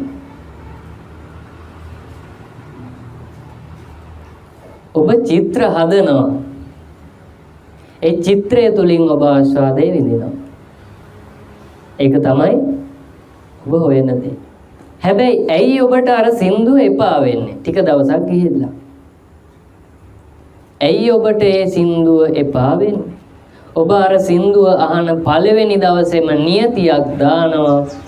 මේක මම කැමතිම සින්දුව. මෙතෙක් අහපු ලස්සනම සින්දුව. නියතියක් දාගත්තා. මොකේටද මේ නියතිය දාගත්තේ? කැමැත්තට, සින්දුවට නොවේ. කැමැත්තට නියතියක් දාගත්තා. කැමැත්තට කිව්වා දහමේ ඉච්ඡ කියලා. ඉච්ඡට දාගත්ත නියතිය නිච්ච. නියතියක් දාගත්තා. හැබැයි ඔබට අර එකම වචන ටික නැවත නැවතත් ඇහෙද්දී, එකම තාලේ නැවත නැවතත් ඇහෙද්දී ඔබට ඒක අප්පසන්න වෙනවා. ඇයි එහෙම වෙන්නේ? ඔබ හැම වෙලාවෙම හොයන්නේ මීට වඩා වැඩි ආස්වාදයක් ඊගාව තප්පරේදී හොයනවා. ඊට වඩා තව ටිකක් හරි වැඩි එකක් ඊගාව තප්පරේදී හොයනවා. හැබැයි අර එකම සින්දුවෙන් එන්නේ එකම ටිකක්. ඒක නිසා මොකද වෙන්නේ? ඔබ අර බලාපොරොත්තු වෙන අසීමාන්තික ආස්වාදයේ ඒ සින්දුවෙන් විඳින්න බැරුව යනවා. එහෙම බැරුව යනකොට මොකද වෙන්නේ? ඔබට ඒ සින්දුව සත පහකවත් වැඩක් නැතුව. එතකොට මොකද වෙන්නේ? අන්න අලුත් සින්දුවක් ආයෙත් තමන්ගේ දැලට ගන්න. මේක තමයි ඔබේ ජීවත් වීම. මම මේ කිව්වේ කන ගැන. ඇහැ ගැන ගත්තත් ඔය ටිකම තමයි. සමහරව ඉන්නවා අපි මතක් කරමු නම් නොකිය. සමහරක් අය ඉන්නවා ඔය 2019 තමන්ගේ අණ්ඩවැයස් පවා පාට වෙනස් කර කර ඇඳලා. ඇයි මේ මොකද්ද මේ උනේ? දැන් ඒ අයට ඒ පාටවල් පේන්න බෑ. එක්කෙනෙක් ඊයේ මගෙන් අහනවා ඔබ වහන්සේලා ඔය අඳින සිවුරේ පාටවත් දැන් අපිට පෙන්වන්න බෑ. ඇයි ඒ තරම් මේ පක්ෂ වලින් දාගත්ත පාටවල් මිනිස්සුන්ට එපා වෙලා. මිනිස්සුන්ට නෙවෙයි තම තමන්ට එපා වෙලා. ඇයි තම තමන්ට එපා වුනේ? ඉච්ඡ නියතියක් තියෙනවා. බලාපොරොත්තුවක් තියෙනවා. අපි මේ මිනිස්සු ආස්වාදයේ පස්සේ තනි තනියම දුවනවා. ඒක තමයි ස්වභාවය. මම උදේ දේශනාවේදී උදාහරණයක් ගත්තා. ඒක මම ආයෙ මතක් කරනවා. ඔබට හොඳම යාළුවා කියලා එක්කෙනෙක් ඉන්නවා. හොඳම යාළුවා කියලා එක්කෙනෙක් ඔබට ඉන්නවා. ඇත්තටම මේ හොඳම යාළුකම තියෙන්නේ ඔබ මේක හොඳට තේරුම් ගන්න ඕනේ. ඔබ ඒ පුද්ගලයාගෙන් ලබාගත් අත්දැකීම් වලට ඔබ දෙන වටිනාකමක් තමයි හොඳම යාළුවා. ඒ චරිතයට නොව. ඒ පුද්ගලයාගෙන් ඔබ ලබාගෙන තියෙන අත්දැකීම් වලට ඔබ දෙන වටිනාකමක් මෙයා මගේ හොඳම යාළුවා. දැන් මේ හොඳම යාළුවා ඔබේ පර්ස් එකෙන් රුපියල් 50000ක් නොකියාම අරගෙන යනවා. රුපියල් 50000ක් නොකියාම අරගෙන යනවා. දැන් ඔබ දන්නවා රුපියල් 50000 පර්ස් එකෙන් අඩු වෙලා දවසම කවුද ළඟ හිටියේ? හොඳම යාළුවා ළඟ හිටියේ. දැන් කල්පනා කරනවා මේක මෙච්චර කල් ඉඳලා තියෙන්නේ මේකට තමයි. අද ඒක තමයි වැඩි පැණියක් බටර් ගෑවේ. සල්ලි ගත්ත ගමන් ෂේප් එකේ මාරු වෙලා ගිහිල්ලා. ආයෙ ගෙන්න ගන්න හොඳ නැහැ. 17 ඔබ සිතුවිලි පවත්වනවා. මේ විදිහට පැය දෙකක් තුනක් යනවා. දැන් මේ හොඳම යාළුවා එනවා පේන්න. එද්දි දැන් පුපුරනවා. ඇයි? 50000 නැහැ. ඊට පස්සේ දැන් මේ හොඳම යාළුවා කියනවා ඇවිල්ලා මම 50000ක් අරගත්තා. මම ආවේ ඒක දෙන්න. හැබැයි මම 50000 විතරක් දෙන්න නෙවෙයි ආවේ. මට මෙන්න මෙහෙම මුදල් ත්‍යාගයක් ලැබුණා. ඒක ගේන්න යන්න මට සල්ලි තිබ්බේ නැහැ. ඒකයි මම 50000 අරගෙන ගියේ. මට මෙච්චරක් ලැබුණා. මම ඒකෙන් ඔයාට රුපියල් ලක්ෂ 10ක් මගේ කැමැත්තෙන් දෙනවා. දැන් අන්න ලක්ෂ 10කුත් 50000ක් ලියුම් කවර් එක දාලා දෙනවා. දැන් මොකක්ද උනේ? දැන් අර යාළුවට බැනපු සියල්ල ආපහු අර්ධ සාක්ෂියෙන් ඉල්ලාස් කරගන්න. අනේ ඌ මගේ හොඳම යාළුවා මොනවා වුණා කියලා ආයෙත් අර තරහ වෙන්න කලින් යාළුවා ගැන තිබ්බ ආකල්ප ටික ආයෙත් අප්ඩේට් කරනවා. ඒක නෙමෙයිද වෙන්නේ? ඒක තමයි වෙන්නේ. මේකට කියනවා ගති අලුත් කරනවා කියලා. අර යාළුවත් එක්ක තිබ්බ මිත්‍රත්වය කියන ගතිය, මිතුරු ගතිය ආයෙත් අලුත් කරා. සල්ලි ගත්ත නිසා අලුතෙන් සතුරු ගතියක් හැදුවා. දැන් මේ සතුරු ගතිය ෆයිල් එක වහලා ගබඩාවේ දාලා මිතුරු ෆයිල් එක ආපහු දිගහැරගත්තා. දැන් ලක්ෂ 10කුත් 50000කුත් අතේ තියාගෙන යාළුවගේ ಗುಣ වය වය ඉන්නකොට පොලිසියෙන් එනවා 4-5 දෙනෙක්. ඇවිල්ලා දැන් අල්ලගන්න. දැන් මොකද්ද ප්‍රශ්නේ? ප්‍රශ්නේ තමයි අර යාළුවා හොරකම් කරපු සල්ලි වගේක් ගෙනල්ලා දීලා තියෙන්නේ. දැන් මොකද වෙන්නේ? ආයෙත් අර පැය කිහිපයකට පෙර තිබුණු යාළුවා ගැන තිබ්බ සතුරු ගතිය ආයෙත් අප්ඩේට් කරනවා. ආයෙත් අලුත් වැඩියා කරනවා. ආයෙත් යාවත් කාලීන කරනවා. ඒ වෙලාවේ ගිහින් ඇහුවොත් අපි හිතමුකෝ මේ සිරිපාලයි තව කවුරු හරි පාල කෙනෙක් කියලා දෙන්නෙක් ගමු. AB කියලා ගමු. දැන් මේ ඒ යාළුවා තමයි සල්ලි අරගෙන ගිහිල්ලා ආපහු සල්ලි වැඩිපුර ගෙනත් දුන්නේ. දැන් මං ගිහින් අහනවා අර B යාළුවගෙන් අර ඒ යාළුවා කොහොම කෙනෙක්ද? අර සල්ලි හොරෙන් අරන් ගිය වෙලාවේ ගිහින් අහනවා. අපෝ ඔක ආශ්‍රය කරන්නත් එපා කම්බ හොරෙක් කියලා කියනවා. දැන් අර සල්ලි ගෙනත් දීපු වෙලාවේ ආයෙ ගිහින් අහනවා. හරිම හොඳ යාළුවෙක් කියලා ඊට පස්සේ කියනවා. දැන් ආයෙ පොලිසියෙන් ආපු වෙලාවේ ආයෙ ගිහින් අහනවා. මොකද්ද මේ? වංචා පිට වංචා කරන හොඳම යාළුවටත් වල කපන අසමත් ಜಾති කියලා මොන හරි පද ටිකකුත් කියලා මට කියන්න. කොහෙන් අරමුණ? දැන් මම අහනවා ඔබෙන් ඔබට ස්ථීර අරමුණක් තිබේද? මේ ලෝකේ කිසිම පුද්ගලයෙකුට අරහතන් වහන්සේ කෙනෙකුටවත් ජීවත් වීම පිළිබඳව ස්ථීර අරමුණක් නැත. තියෙන්නේ මොනවද? ඒ වටපිටාවට අනුව හදා ගන්නා తాවකාලික අරමුණු කිහිපයක් පමණයි. හැබැයි වෙනසක් තියෙනවා. අරහතන් වහන්සේ කෙනෙක් ඒ අරමුණු පස්සේ හඹාගෙන යන්නේ නැත. නමුත් ඔබ මොකද කරන්නේ? අර తాවකාලිකව හම්බෙන අරමුණ මේක තමයි මගේ ජීවිතයේ තියෙන එකම අරමුණ කියලා තීරණය කරනවා. ඒක තමයි ඔබ කරන්නේ. අරහතන් වහන්සේ ඒක කරන්නේ. උන්වහන්සේටත් අරමුණක් තියෙනවා. බලාගෙන ඉන්න උනත් වෙනව නැත්තම් නැහැ. නමුත් ඔබ විය යුතුමයි කියලා හඹාගෙන යන. මෙන්න මේ ක්‍රියාවලියටයි බුදුහාමුදුරෝ දේශනා කළේ ආස්වාද පරිේෂණය කියලා. ආස්වාදය පරිේෂණය කර. ඔබ හොයනවා ඔබට සතුටු වෙන්න දේවල්. සන්තෝෂ වෙන්න දේවල්.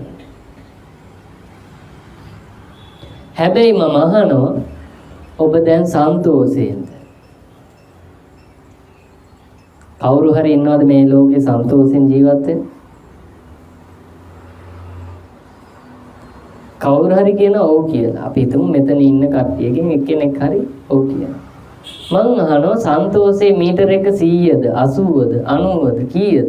කොච්චර සන්තෝෂෙන්ද ඉන්නේ? ඊට පස්සේ කියනවා ගොඩාක් සන්තෝෂෙන් ඉන්නේ. දැන් ගොඩක් සන්තෝෂෙන් ඉන්න නම් කවදා හරි යා චුට්ටක් සන්තෝෂ වෙලා ඉඳලා තියෙන්න බෑ. නැත්තම් ගොඩක් වෙන්නේ නැහැ. එතකොට ඒ චුට්ටක් සන්තෝෂ වෙන්නයි ගොඩක් සන්තෝෂ වෙන්නයි වෙනස මොකක්ද කියලා මම අහනවා.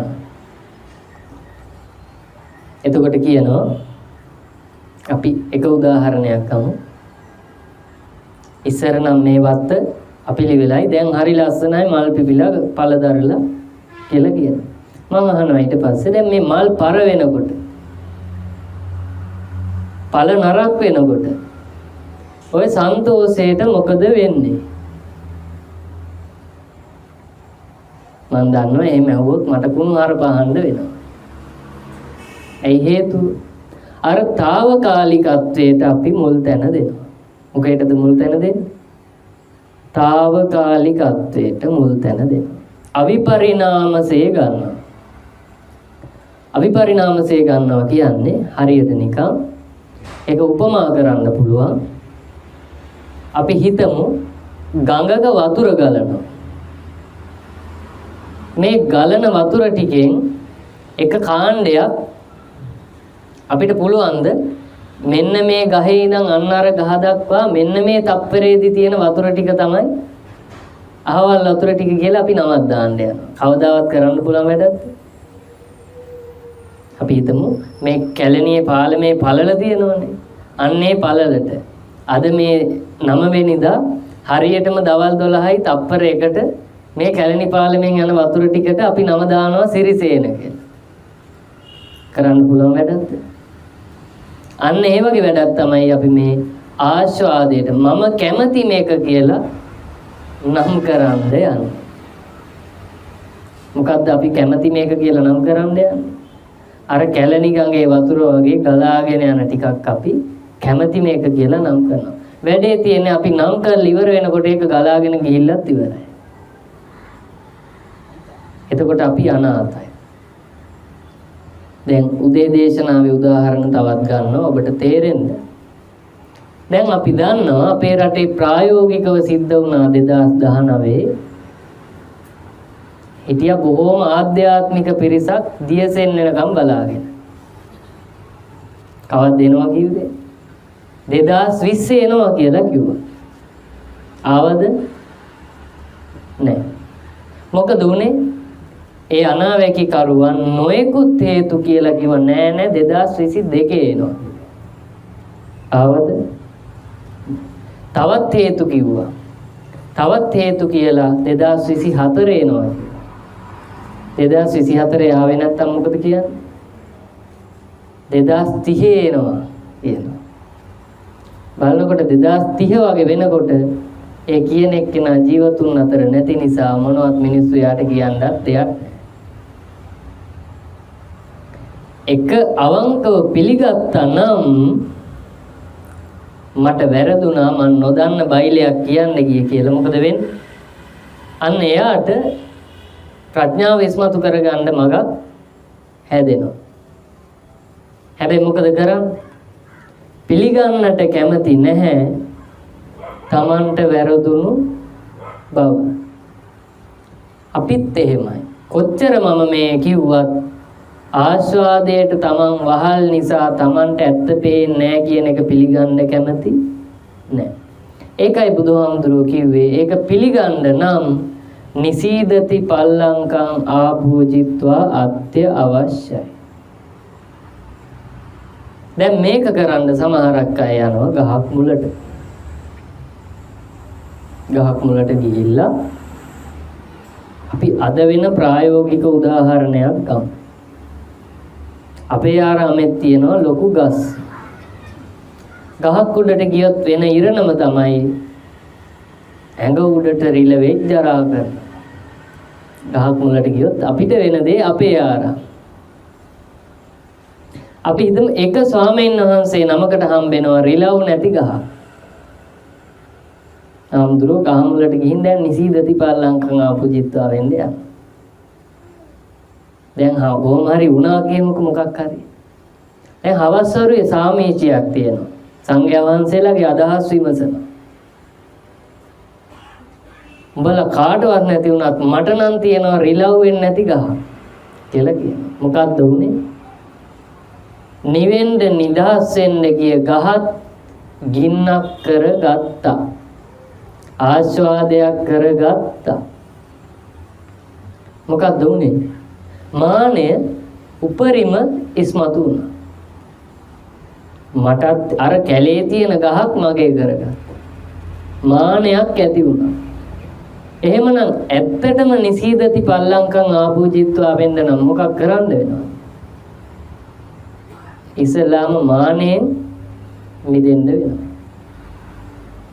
මානෙන් මිදෙනකොට නිකම්ම තේරෙනවා මම මොකටද මේ කැලේ තියෙන ගස් මගේ කරගන්න යන්නේ කියන එක. අපිට කොතැන හෝ වැරදිලා ඇත. ඒ වරදෙන් අපිවම තමන්වම අතරමං වෙලා ඇත. ඒක ඔබ තේරුම් ගන්න ඕනේ. නමුත් ඔබට පුළුවන් දැන් මේ වැරද්දෙන් මිදෙන්න. ඒ වැරද්දෙන් මිදෙන්න ඔබට පුළුවන්. ඒ සඳහා ඔබට මිමි දෙකක් අවශ්‍යයි. ඒ මිමි දෙක තමයි සතිමා විනය්‍ය ලෝකය. හේතුඵල ධර්ම සහ ණය විනය. මෙන්න මේ මිමි දෙක ඔබට අවශ්‍යයි.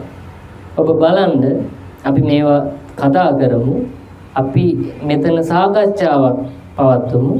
ඔබ තේරුම් ගන්න ඔබ හේතුඵල ණය විනය ගලපලා වැඩ කරා නම්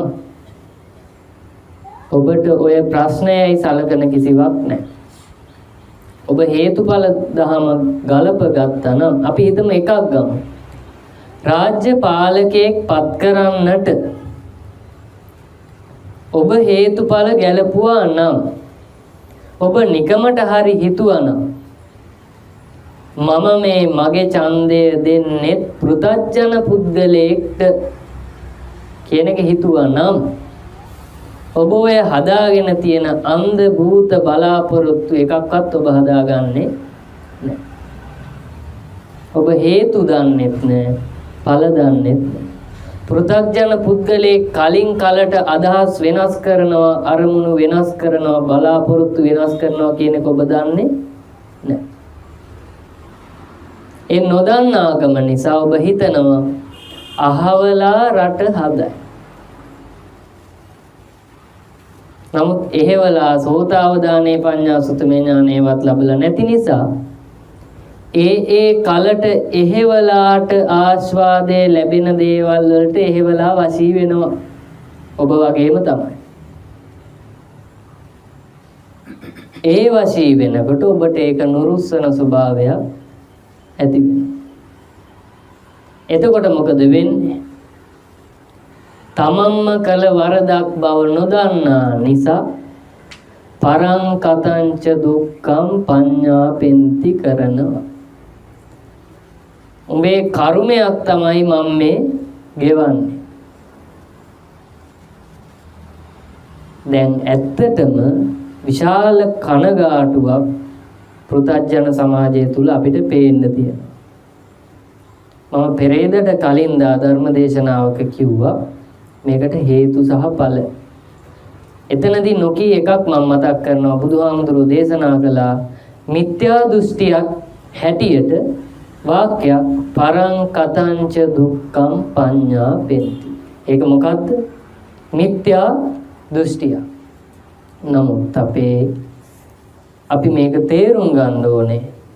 අපි කියනවා එක පාලකයෙක්ගේ නමක් කියලා. එයා තමයි ඔක්කොම කරේ. මෙන්න මේ දෘෂ්ටියට තමයි බුදුහාමුදුරුවෝ කිව්වේ පරං කතංච දුක්ඛං පඤ්ඤාපෙන්ති. බලනකොට ඔක්කොම කරන් තියෙන්නේ කවුද? තමන්ම තමයි. එන කවුරුවත් තමන්ම තමයි. ඉතින් ඒක නිසා ඔබ කල්පනා කරන්න ඕනේ ඔබට පුළුවන් ඔබේ මනස, ඔබේ හිත හදාගන්න. එතකොට ඔබට පුළුවන් හරි දේ හරි වෙලාවට හරි විදියට හරි තැනට ක්‍රියාත්මක කරන්න. ඔන්න ඒක තමයි හේතුඵල ගැලපීම. අපි නිකමට හරි හිතන්න ඕනේ. ඔබ දැන් අද ඉඳන් මේක හිතන්න ඕනේ. ඔබ කතා කරන්නේත් ගනුදෙනු කරන්නේත් ඔබ සමග සමීපතමයන් හැටියට ඉන්නේ පෘථග්ජන පුද්ගලයන්. පෘථග්ජන පුද්ගලයන්ගේ ස්වභාවය තමයි ඒ අයට ස්ථිර අරමුණක් නැහැ, නිසි බලාපොරොත්තුවක් නැහැ. ආස්වාදයට වහල් වෙලා කලින් කලට හෝරාවෙන් හෝරාවට තමන්ගේ අරමුණු වෙනස් කරනවා. ඒක ඔබ දැනගත්තොත් ඔබට පුළුවන් බාහිර ලෝකයක් එක්ක කම්පණය නොවි වැඩ කරන්න. ඔබ ඒක දන්නේ නැතිකොට ඔබේ ඇතුළ ගැන ඔබට හොයන්නත් බැරුව යනවා. ඒකයි බුදුහාමුදුරුවෝ පෙන්වුවේ පෙර සූදානමක් හැටියට පාපකේ මිත්තේ බජන්තං වලින් මිදෙන්න ඕනේ කියලා. පාප මිත්‍රය අඳුරගත්තේ නැත්නම් තමන්ගේ ඇතුලේ තියෙන පාපකාරී ස්වභාවය තේරුම් ගන්නත් බැහැ. ඉතින් මේ වගේ ඔබට ඔබේ මේ ප්‍රශ්නයට මට තේරෙනවා මම දන්නවා ඔබ සියලු දෙනා දැන් මොකක්ද එකක් හොයනවා. මොකක් හරි එකක් හොයනවා. ඒ හොයන එකට වචන නැත. හැබැයි ඔබ ඒ හොයන දේ වචන වලින් කියන්න උත්සාහ කරනවා. ඔබේ කියන දේ ඔබේ හොයන දේ වචන වලින් කියන්න උත්සාහ කරනවා. නමුත් ඔබ එකක් හොයනවා. ඒක ඔබ කියන්න දන්නෙත් නැහැ. හැබැයි ඔබ දන්න විදිහට මට කියන්න උත්සාහ කරනවා. නමුත් මම පෙන්නනවා දහම දේශනා කරන කෙනෙක් හැටියට ඔබ ඒක මට කියන්න අවශ්‍ය නැහැ. ඔබ ඔබටම කියාගන්න. මොකක්ද ඔබ හොයන්නේ? ඒ හොයන දේ තුල ඔබට නිවනක් තියනවද? නැත්නම් ඒ හොයන දේ දවසකට දෙකකට සතියකට ආස්වාදයක් විඳින්න හොයන දෙයක්ද?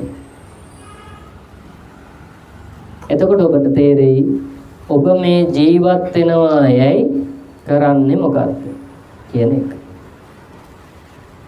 එතකොට අපි තේරුම් ගන්න ඕනේ දැන් සුදුසුම කාලේ ඇවිල්ලා තියෙනවා අපිට මේ බුද්ධ ධර්මය තේරුම් ගන්න. ගවේෂණය කරන්න, හොයන්න. සුදුසුම කාලය ඇවිල්ලා තියෙනවා. ඒ හේතුව විශේෂයෙන් මම මතක් කරනවා එක සූත්‍ර දේශනාවක් තියෙනවා ත්‍රිපිටකයේ මම පෙරේදට කලින්දා දේශනා කළා අදම්මික රාජ සූත්‍රය. මේ අදම්මික රාජ සූත්‍රයේ අද මේ සතිය තුල අපේ රටේ වෙච්ච සියලුම දේවල් බුදුහාමුදුරුවෝ අකුරක් නෑර කියලා තියෙනවා. හැබැයි බුදුහාමුදුරුවෝ පෙන්වන දුර්වලතාවය මොකක්ද? එක දුර්වලතාවයක් පෙන්වනවා. මේ අපේ රටේ මේ වෙන ක්‍රියාවලියට බුදුහාමුදුරුවෝ එක දුර්වලතාවයක් පෙන්වනවා. මොකක්ද මේ දුර්වලතාවය? මම සූත්‍රයේ දේශනා කළාම සූත්‍රේ පටන් ගත්තේ රාජානෝ අදම්මිකෝ හෝති කියලා. බොහෝ දෙනෙක් අල්ලගත්ත ඒක තමයි දුර්වලතාවය කියන්නේ. ඒක නෙවෙයි දුර්වලතාවය. රාජානෝ නෙවෙයි හේතුව අදම්මිකෝ හෝති තමයි හේතුව. දැන් අපිට ධාර්මික වෙන්න කාලය ඇවිල්ලා තියෙනවා. ධාර්මික වෙන්න කාලය ඇවිල්ලා තියෙනවා නම් අපි ධාර්මික වෙන්න ඕනේ. හැබැයි මං කිව්වේ මේ කරන්න බැරි වෙන්න. දැන් අපි හිතමු ඔබට දැන් කන්න ඕන වෙනවා. දැන් මේ බණ අහන ගමන් ඉන්න. දැන් ඔබට කන්න ඕන වෙනවා නම් ඔබ දැන් කන්න ඕනේ කියලා මං කිව්වට කරන්න පුළුවන්ද? බෑ. ඒකට අවශ්‍ය platform එකක්, පසුබිම, stage එකක්, පාදම තියනවද නැද්ද? තියෙනවා. එතෙන්ට ඔබ යන්න ඕනේ. එහෙමනම් ඔබට නිවන් දකින්න නම් ධාර්මික වෙන්න නම් ධර්මයේ තියෙන තැනක් හොයාගන්න ඕනේ. ධර්මයේ තියෙන තැන හොයාගත්තට වැඩක් තියනවද? ධර්මයේ තියෙන තැන ගෙම්බොත් ඉන්නවා. ධර්මයේ තියෙන තැන බල්ලොත් ඉන්නවා. ධර්මයේ තියෙන තැන ඕනම ධර්මයක් තියෙන තැනක කෑම එකක් මේසෙ උඩ තිබ්බොත් කුඹිත් එනවා. ධර්මයේ තියෙන තැනට. එහෙමනම් අපි ගිහින් නිකන් හිටියත් අපිටත් ඒකම තමයි. එහෙනම් මොකක් කරන්න ඕන? අපිට එකක් නෙවෙයි දෙකක්ම දෙපැත්තේ තියෙනවා සෝතද්්වාර. කන් දෙකක් ඇත.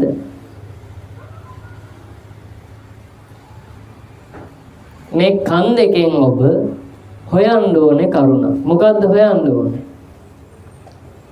ඔබ දැනටමත් දෙයක් හොයනවා. අන්නේ හොයන දේ පොඩි වෙනසක් කරගන්නයි ඕනේ. ඔබ දැනටමත් එකක් හොයනවා. මම අද කිව්වා එන ගමන් එක්කෙනෙක්ට මිනිස්සු මේ හොයන්නේ රටට යහපතක් නෙවෙයි ඇත්තටම ටික හාරා උස්සලා මිනිස්සෙක් ප්‍රශ්න කරොත් මිනිස්සයා හොයන්නේ හිතට නිවන. රටට සෙතක් හොයනව නෙවෙයි. හිතට නිවනක් හොයනවා. ඔන්නෝක තේරුම් ගන්න දවසක් ළඟදිම එනවා. පැඩිය ඈතකට. අන්නේ හිතට නිවනක් හොයන ස්වභාවය ඔබ දැන් මේ ධර්මදේශකේ කරහා ඔබට පුළුවන් ඒක මතු කරගන්න. ඔබටම තේරෙනකම් කල් අරින්න දෙයක් ඇත්තටම ඔබ රටට සෙතක්ද හොයන්නේ සමාජයට සෙතක්ද පවුලට සෙතක්ද හිතට සෙතක්ද හරියට ප්‍රශ්න කරොත් තමන් එක්කම ඔබ ඔබේ හිතට හරියන එකක් තමයි හොයන්නේ.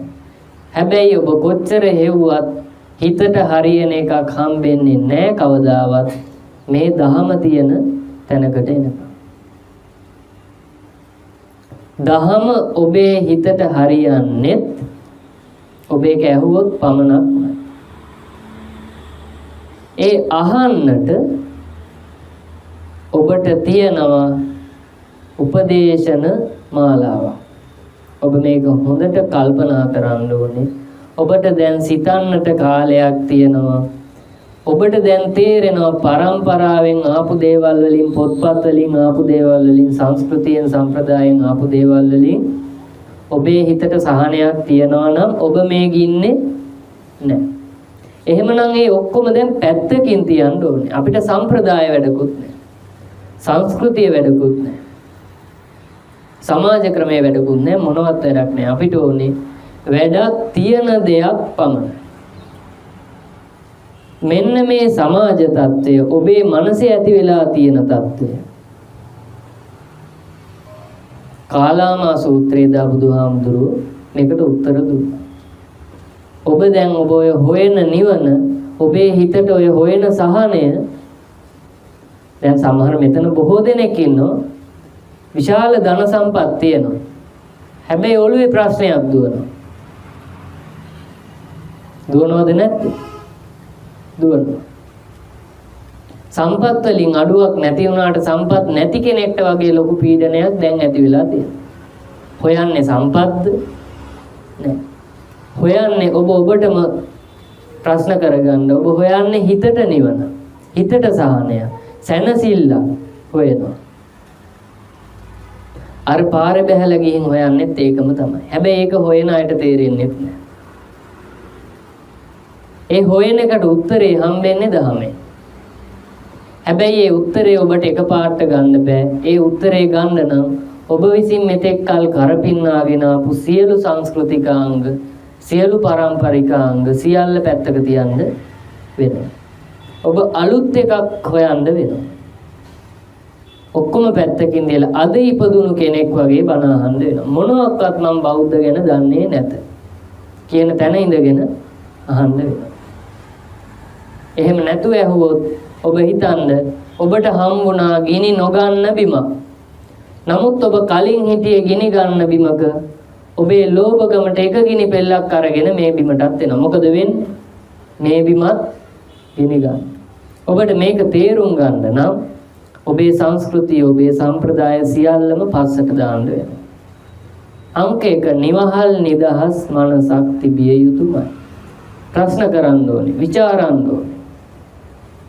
එතකොට ඔබට පුළුවන් වෙනවා බුදුහාමුදුරුවෝ පෙන්නවා තුම්හි කාලාම ඔබ කාලාම කෙලෙස් වලින් මිදෙන ක්‍රමය හොයාගන්න. කාලේන ධම්ම ශ්‍රවණම් කරන්න පුළුවන්. ඒකයි ඔබ තේරුම් ගන්න. එතකොට ඔබ පැහැදිලි කරගන්න ඕනේ ඔබට මං හඳුන්වලා දෙනවා බුද්ධ ධර්මය කියන්නේ අපි මේ අද බෞද්ධ හැටියට කරන දේවල් නෙවෙයි. දැන් ප්‍රශ්නාර්ථයක් අපිට තියෙනවා. ඔබ සමහර විට ඔබෙන් අහනවා ඇති මෙච්චර රටට මේ දේවල් වෙනකන් කෝය බුදුහාමුදුරු කෝය බුදු රැස් ඔබට හිතිලා ඇති. නමුත් ඔබ ඒක ඕනවට වඩා හිතන්න බයයි.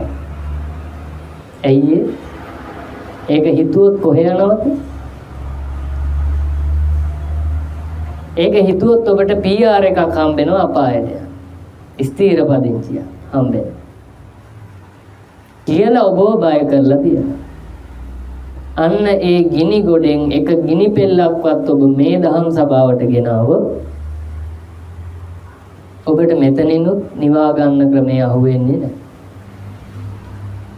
ඒක නිසා ඔබ සියලු දෙනා කල්පනා කරන්න ඕනේ අද ඉඳලා ඔබ හොයන්න රාගස්ස පහනාය ධම්මං දේසෙන්ති, දෝසස්ස පහනාය ධම්මං දේසෙන්ති, මෝහස්ස පහනාය ධම්මං දේසෙන්ති. රාගය, දේශය, මෝහය බුදුහාමුදුරුවෝ අග්ගි සූත්‍රයේ හැටියට දේශනා කළා. තයෝ මේ භික්කවේ අග්ගි. අපි භික්කවේ කියන එකට ගමුකෝ. ඔබ සියලු දෙනා බුදුහාමුදුරුවෝ වැඩම කළා මෙතෙන්ට ඔබට දේශනා කළා යනවා. හිතේ ඇති වෙන ගිනි තුනෙක් ඇත.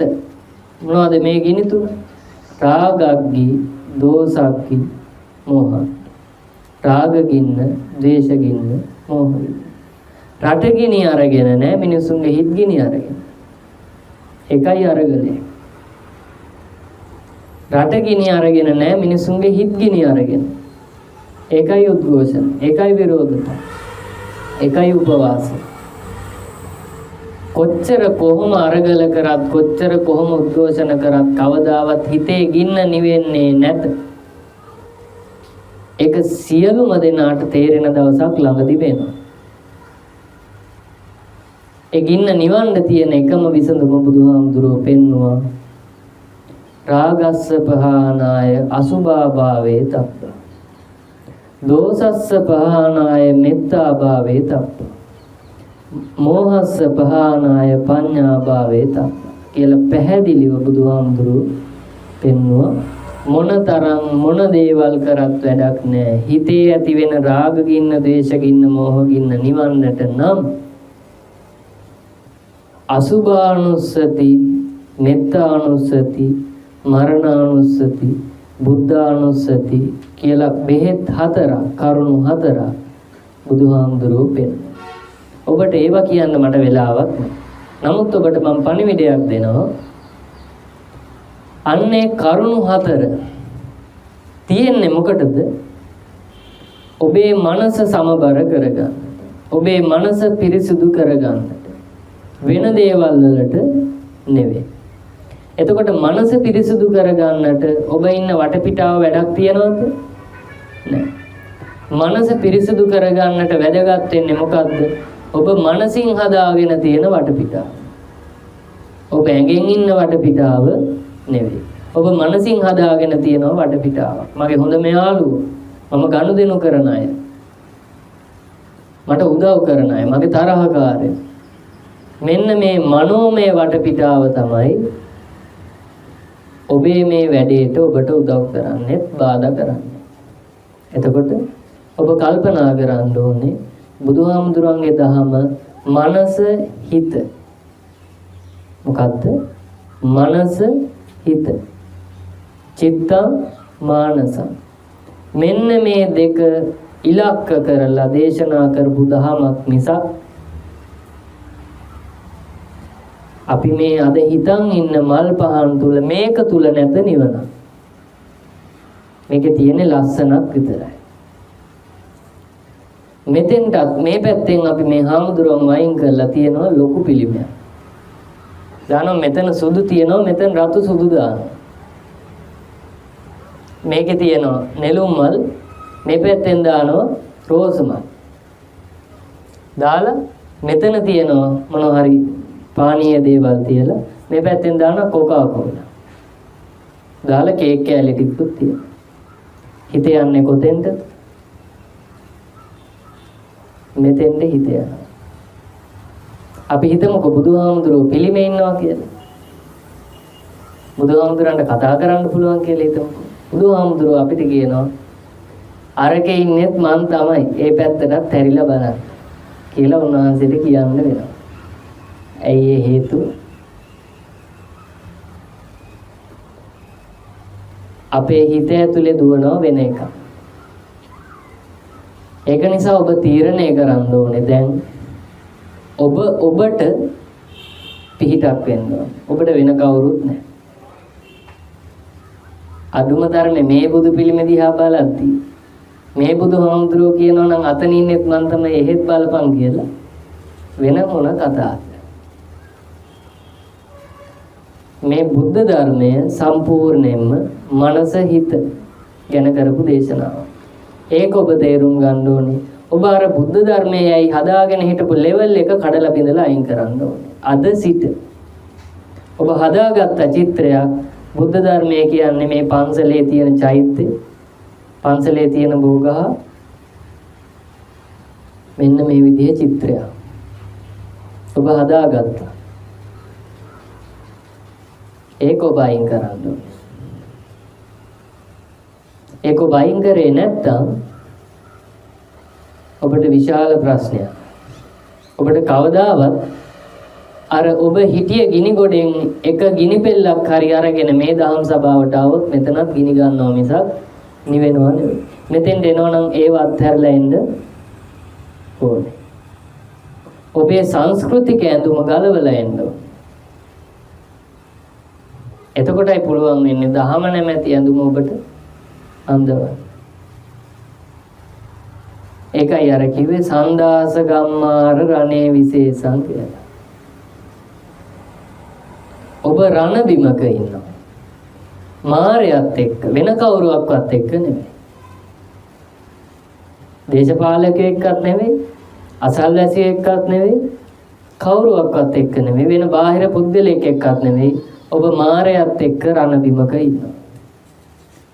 හේතුව මොකද්ද? ඔබ අර රාගය, ද්වේෂය, මෝහය කියන தත්වයන් තුනට 16ක් වෙලා සංදාස. නමුත් මේ දහම ගන්නවා නම් ඔබට පුළුවන් එයත් එක්ක හැප්පෙන්න. කාත් එක්කද?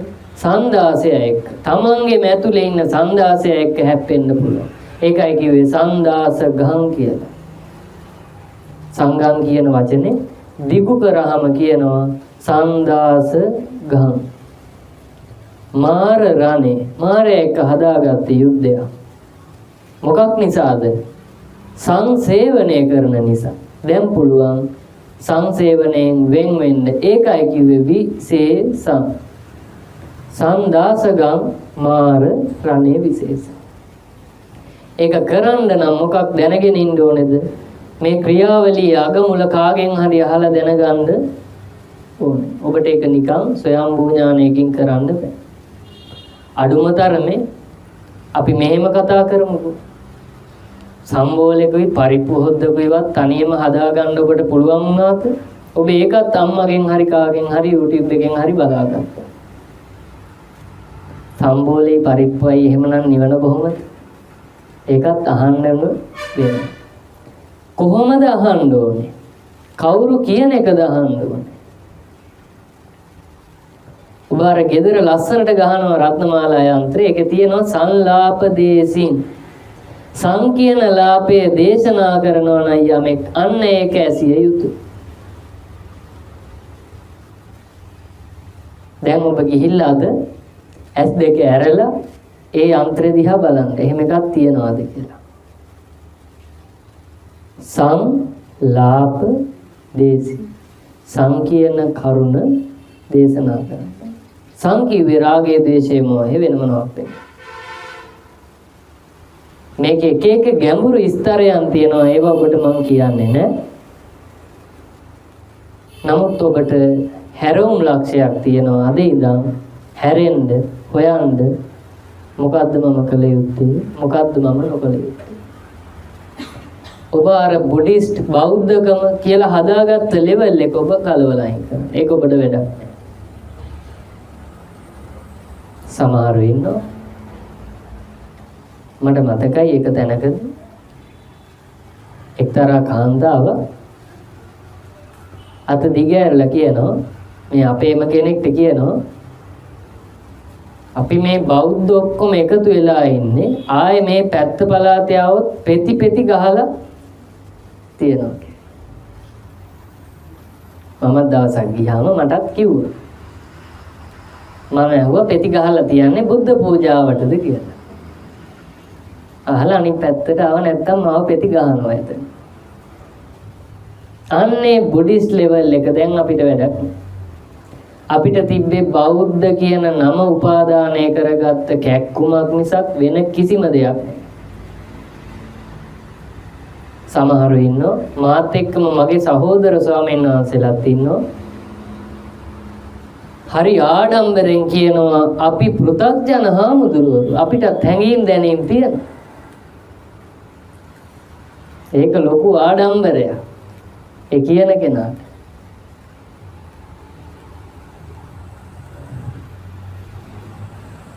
මහණුනේ මොකටද? ඒක අමතක වෙලා. පෘථග්ජන කියන වචනේ තේරුමවත් දන්නේ නැහැ. කවුරු හරි තව කෙනෙක් කියන එකක් අහගෙන කියන. හැඟීම් දැනීම් කොහෙවත් තියෙන එකක් නෙවෙයි. තියෙනව නම් පෙන්වන්න පුළුවන් වෙන්නේ. ඒක ඒ මොහොතට අලුත් වැඩියා වෙමින් එන එකක් නිසා කොහෙවත් තියෙන එකක් නෙවෙයි. දැන් අපි හිතමු අපි නිදියන් ඉන්න වෙලාවට ඔය හැඟීම් ටික කොහෙද තියෙන්නේ? කොහෙවත්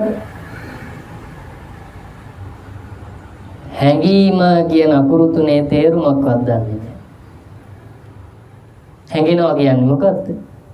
බාහිර ලෝකයේ එක්ක තමන්ගේ ශරීර කූඩුවත් හිතත් මනසත් ක්‍රියාත්මක වෙනකොට තමන්ට දැනෙන දේ, තමන් හිතන විදිය, හැඟෙන විදිය. ඔබ දැන් කල්පනා කරන්න ඕනේ අර්ථයවත් හරේවත් දන්නේ නැතුව නිකම්ම නිකන් හිස් ජීවිත. වචන ටිකක් එක්ක යන හිස් ජීවිත. දැන් ගිය මාසේ අදට හරියට මාසයක් නැදුන්ගමේ රාජා නැති වෙලා මොකද වුනේ? රාජා නිවන් ගියා. මේ බුද්ධ ඉතිහාසයේ ප්‍රථම වතාවට නැදුන්ගමේ අරහතන් වහන්සේ පිරිනිවන් පෑවා. අපේ බෞද්ධයන්ට අනුව. මොකද්ද මේ අපිට උනේ? ධම්මවාදීන් නැතුව ගියා. ධර්මයේ දේශනා කරන්න කෙනෙක් නැතුව ගියා. මිනිස්සු දන්නේ නැහැ ඇත්ත මොකද්ද නැත්ත මොකද්ද. මොකද්ද බුදුදහමේ හරය මොනවත් දන්නේ නැහැ. හිතේ තියෙන භක්තියට අර ඇතත් නිවන් දැක්කා කියලා කිව්වා. මට මතකයි 2017 හෝ 16 ඇතා මද කිපිලා පෙරහැරට එක්ක ගියේ නැහැ. එතකොට ඒක මම කමෙන්ට් එකකුත් දැම්ම ඒක වීඩියෝ එකකට.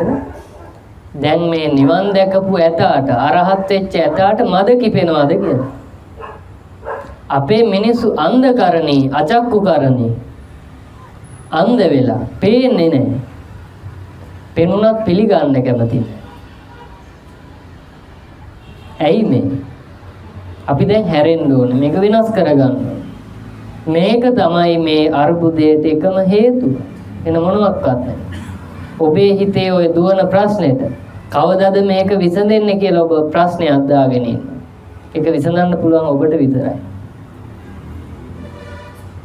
ඉතින් ඒ නිසා ඔබ කල්පනා කරන්න ඕනේ අපිම හදාගෙන අපේම මේ බුද්ධ ශාසනය දැන් විනාශ කරලා තියෙනවා. අපි කිසිම දෙයක් දන්නේ නැහැ. ඔහේ රැල්ලට යනවා. සමහරව ඉන්නවා සතර මඟ සතර ඵල කිව්වහම ඒක දන්නෙත් නැහැ.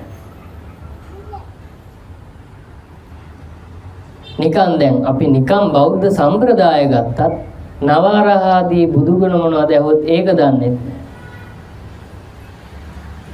හැබැයි වාහනේ ඉස්සරහා හරි පිටියේ පස්සේ හරි තියෙනවා I am a Buddhist. මම බෞද්ධයෙක් වෙන්නේ. කවුද බෞද්ධය වෙලා තියෙන්නේ? අර WP කියලා තියෙන අංකේ අදාළ වාහනේ තමයි බෞද්ධය. සමහරු ඉන්නවා බඩෙත් ගහගෙන තියෙනවා. ලේම්ම බෞද්ධ කියනවා. ඔබට තේරෙනවද ඔබ මේ කරන්නේ ඔබට ඇති වෙච්ච හැඟීමක් නෙවෙයි. ඔබ ඔබේ හෘද සාක්ෂියට විවෘත වෙන්න ඔබ මේ කරන්නේ ඔබ මෙහෙම දෙයක් කාට හරි කියනවා නම් අපි හිතමු කවුරු හරි මැරුණාම ඒ කෙනාට ඔබ කියනවා නම් නිවන් සැප ලැබේවා කියලා. තව කෙනෙක් කියපු දෙයක් දිහා බලන් ඉඳලා කියනවාද ඔබ තේරුම් අරන් කියනවාද? තව කෙනෙක් කියපු දෙයක් දිහා බලන් ඉඳලා එයක් කියන නිසා මාත් කියනවා. නැදුංගමේ රාජා නිවන් දැක්ක කිව්වේ මන් දන්න තරමින් එක්කෙනයි. ඒ එක්කෙනාගේ තිබ්බ මිත්‍යා දෘෂ්ටිය තමයි වැපිරිලා. මේකට කියනවා රැල්ලක් කියලා. රැල්ලට හැක ගන්න. හැක රැල්ල වගේ ඇකිලෙනවා. අන්තිමට මේක තමයි ආස්වාදයේ හොයාගෙන යන කෙනාගේ ස්වභාවය. අර ඉබ්බෝ වගේ උඩ ඇවිල්ලා බලන් ඉන්නවා මොකක් හරි ප්‍රශ්නයක් වෙද්දී ආපහු අසට රිංග ගන්න. නමුත් දැන් ඔබට පුළුවන් මේක කඩන්න. ඔබ මෙතෙක් කල් ඇටි කෙහෙල් කාපු උගුඩුවෙක් වගේ හිටියා. තටමනවා. ප්‍රශ්නේ මොකද්ද දන්නෙත් නැහැ. හැබැයි උත්තරේ හොයනවා. ප්‍රශ්නේ තමයි ඔබේ හිතේ රාගය ක්‍රියාත්මක වෙනවා, ද්වේෂය ක්‍රියාත්මක වෙනවා, මෝහය ක්‍රියාත්මක වෙනවා. ඒ ක්‍රියාත්මක වීමේ ප්‍රතිඵල නිසා ඔබට ඇත්ත නැත්ත කල යුත්ත නොකල යුත්ත කිසිම දෙයක් පෙනෙන්නේ නැති තත්ත්වයටපත් වෙලා තියෙනවා. ඔබට ලස්සන නමක් දුන්න බුදුහාමුදුරුවෝ සබ්බේ පුතුජන උම්මත්තක. ඔන්න ඔබේ තත්ත්වය. හැබැයි ඔබට ඒ තත්ත්වයෙන් ගැලවෙන්න මගක් තියෙනවා. ඒ මග දේශනා කරන උතුමාට කිව්වා ධම්මවාදීන් වහන්සේ කියලා. එතකොට මේ ධම්මවාදී හඳුනගන්න උපදේශන සේවාවක් තියෙනවා. ඒක තමයි රාගස්ස පහනාය ධම්මං දේශෙන්ති, දෝසස්ස පහනාය ධම්මං දේශෙන්ති, මෝහස්ස පහනාය ධම්මං දේශෙන්ති. දේශනාවන් සියල්ල අහන්න, කවුරු මොනවා කිව්වත් අහලා බලන්න මේකේ මෙන්න මේ කරුණු තියනවාද නැත්තම් බැහැර කළ යුතුයි, තියනවා නම් ගත යුතුයි. අපිට අහන්න කලින් තීරණය කරන්න බෑ මෙයා ධම්මවාදියෙක් කියන්නත් බෑ, මෙයා ධම්මවාදියෙක් නොවේ කියන්නත් බෑ. කියන්නා කෙසේ කිව්වත් අසන්නා හරි හැටි අහලා තේරුම් අරගෙන තෝර බේර ගත යුතුමයි. ඒක නිසා ඔබට ආරාධනා කරනවා ඔබ මෙතෙක් කල කරපින්නාගෙන ආපු, ඇදගෙන ආපු, බොහොම අසහනයකින් අපහසුවකින් නඩත්තු කර ආපු සම්ප්‍රදාය, සංස්කෘතිය, සංස්කෘතිකාංග, සම්ප්‍රදායිකාංග පැත්තකට විසික්කා කරලා නිවහල් නිදහස් මනසකින් ඔබ හොයන්ද මේ රටේ හෝ ලෝකේ හෝ කොතැනක හෝ යමෙකු මේ තමන්ගේ හිතේ තියෙන අර්බුදයට අවශ්‍ය පිළියම හෙවත් රාග දේශ මොහ ප්‍රහාණය කරන ක්‍රමය කියනවාද? සංලාපේ දේශනා කරනවාද? සංලාපේ දේශනා කරනවා නම් රාග දේශ මොහ ප්‍රහාණය කරන විදිය කියනවා නම් අන්න එතන ඔබට ගැලවුමක් ඇත. අහලා අනුගමනය කරොත් ඔබට ගැලවුමක් ඇත. ඉතින් ඒ නිසා ඔබේ මේ ප්‍රශ්නයට, ඔබේ මේ පීඩණයට, ඔබේ මේ ප්‍රශ්නාර්ථයට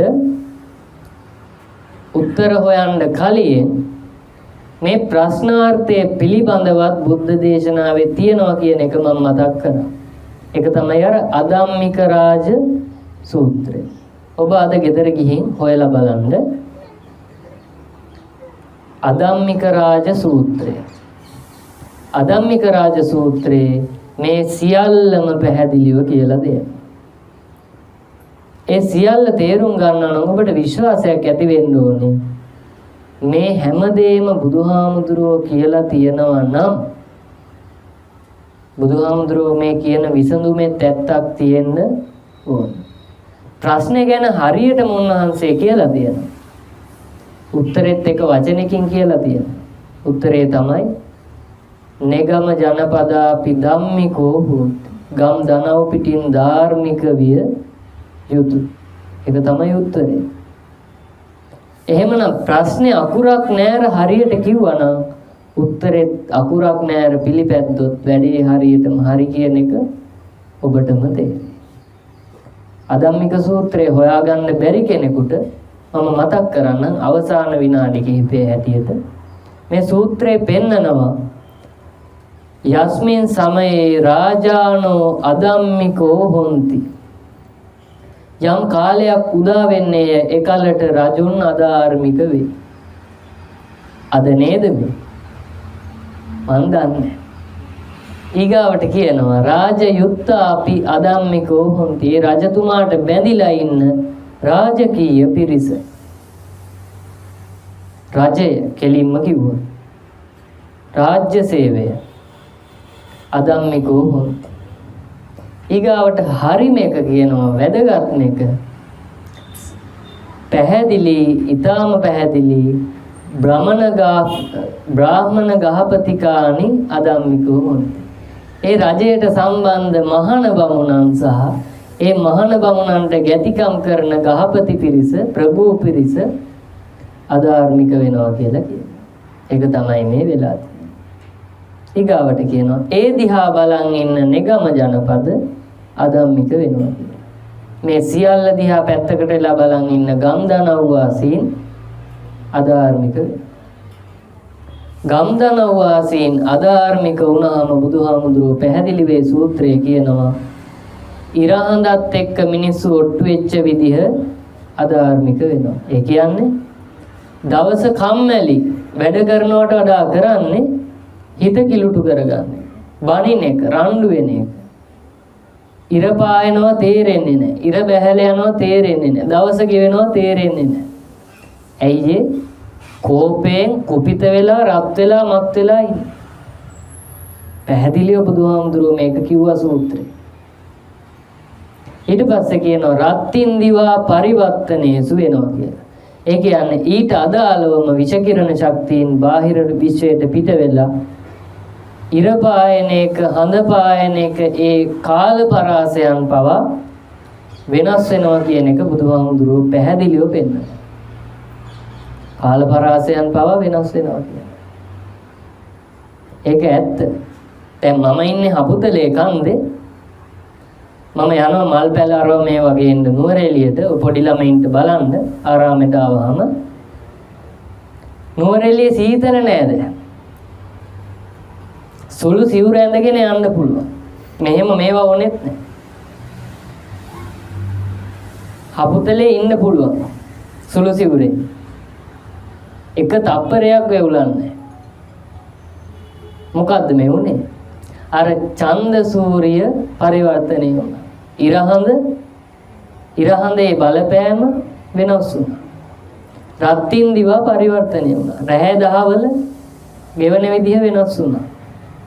ඊගාවට පැහැදිලිව කියනවා උන්වහන්සේ උතු සංවච්චරා පරිවර්තනය වෙනවා කියලා. ඍතු විපර්යාසයන් වලටපත් වෙනවා.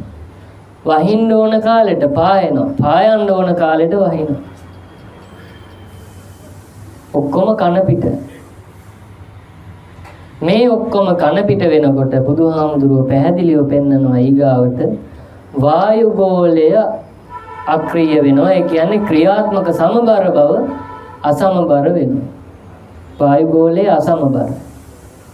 දැන් අපි ඉන්න ආරාමේ උඩහින් හපුතලේ කන්ද, පල්ලෙහායින් සමනල වැව රක්ෂිතේ, වම් පැත්තෙනුත් කැලෑව, දකුණු පැත්තෙනුත් කැලෑව. ඒ වුණාට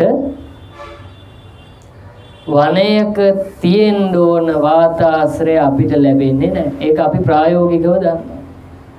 නගරයක ඉන්නවා වගේ හුස්ම ගන්න මහා සහනයක් නැහැ. ටවුමෙත් එකයි ආරාමෙත් එකයි. කොච්චර ගස් තිබ්බත් වැඩක් නැහැ. ඇයි හේතුව? අර ක්‍රියාවලිය. වායුගෝලයේ තියෙන අසමබර බව. වායුගෝලයේ අසමබරයි. નિયમિત ප්‍රමාණයට ඔක්සිජන් අසමබර වෙනවා. નિયમિત ප්‍රමාණයට තියෙන්න ඕන අනෙකුත් වායුන් අසමබර වෙනවා. එහෙම අසමබර වුණාම ඔන්න යම් කෙනෙකුට අලුතෙන් පරීක්ෂණ කරන්න විද්‍යාවක් මේකෙන් ඉස්මතු වෙනවා. බුදුහාමුදුරුවෝ පැහැදිලිව කියනවා දෙවි දේවතා ඕපපාතික භූත ප්‍රේත පිසාච ආදීන්ගේ ජීවනය පදනම් වෙන්නේ වායුගෝලයේ මත කියලා කියනවා. වායුගෝලයේ අසමබර වෙනකොට ඒ අයට ඉන්න බැරුව යනවා කියලා කියනවා. මේක විශේෂ කාරණයක්. ඔබ මේ කලින් අහලත් නැතුව ඇති. වායුගෝලයේ අසමබර වෙනකොට දෙවි දේවතාවුන් වහන්සේලාට ඉන්න බැරුව යනවා කියලා කියනවා.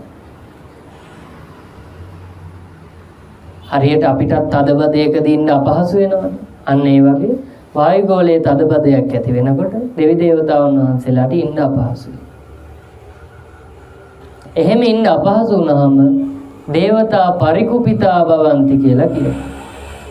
දෙවි දේවතාවුන් වහන්සේලා පූර්ණ වශයෙන් කුපිත වෙනවා. කේන්ති ගන්නවා. කේන්ති ගන්නකොට භවಂತಿ කියන ප්‍රතිඵලය ඇති වෙනවා. ඒ කිව්වේ මොකක්ද? දේව භව අවසන් වෙනවා. දේවත්වයේ ගහලා යනවා. මොකද දෙවියන්ට කේන්ති ගන්න බෑ. කේන්ති ගත්තොත් දෙයියෝ වෙන කොහෙට හරි යන්න වෙනවා. දෙවියෝ කෝප වුණාම දෙවියෝ දිව්‍ය ලෝකේ ඉන්නේ එතනින් ත්‍ෘත වෙලා එක්ක අපායට එක්ක මනුස්සත්වයට එක්ක වෙන කොහේ හරි යනවා. එතකොට මොකද වෙන්නේ? දේව ගහණය අඩුයි දැන් දිව්‍ය ලෝකේ. ඒක තමයි හොඳම වැඩේ. දිව්‍ය ලෝකේ දේව ගහණය අඩුයි. ඒ සූත්‍රයේ පැහැදිලිව පෙන්නනවා විශ්වයේ මේ පෘථුවිය අපි ගමු අපිට විශ්වයේ වැඩක් නැහැ. මේ පෘථුවියේ සමබරතාවය ගෙනියන්නේ මිනිස්සුයි දෙවියෝයි කියනවා. දේව ගහණය අඩු වෙනකොට මිනිස් ගහණය ඔක්කොම විකාර කරන්න ගත්තාම මේ වායුගෝලයේ අසමබර වුණාම ස්වභාව ධර්ම අක්‍රිය වුණාම මිනිසුන්ගේ විපරිණාම වේගය වැඩි වෙනවා කියලා කියනවා. විපරිණාම වේගය වැඩි වෙනවා. ඉක්මනින් වයසට යනවා. අපායුකෝච හෝති කියලා කියනවා.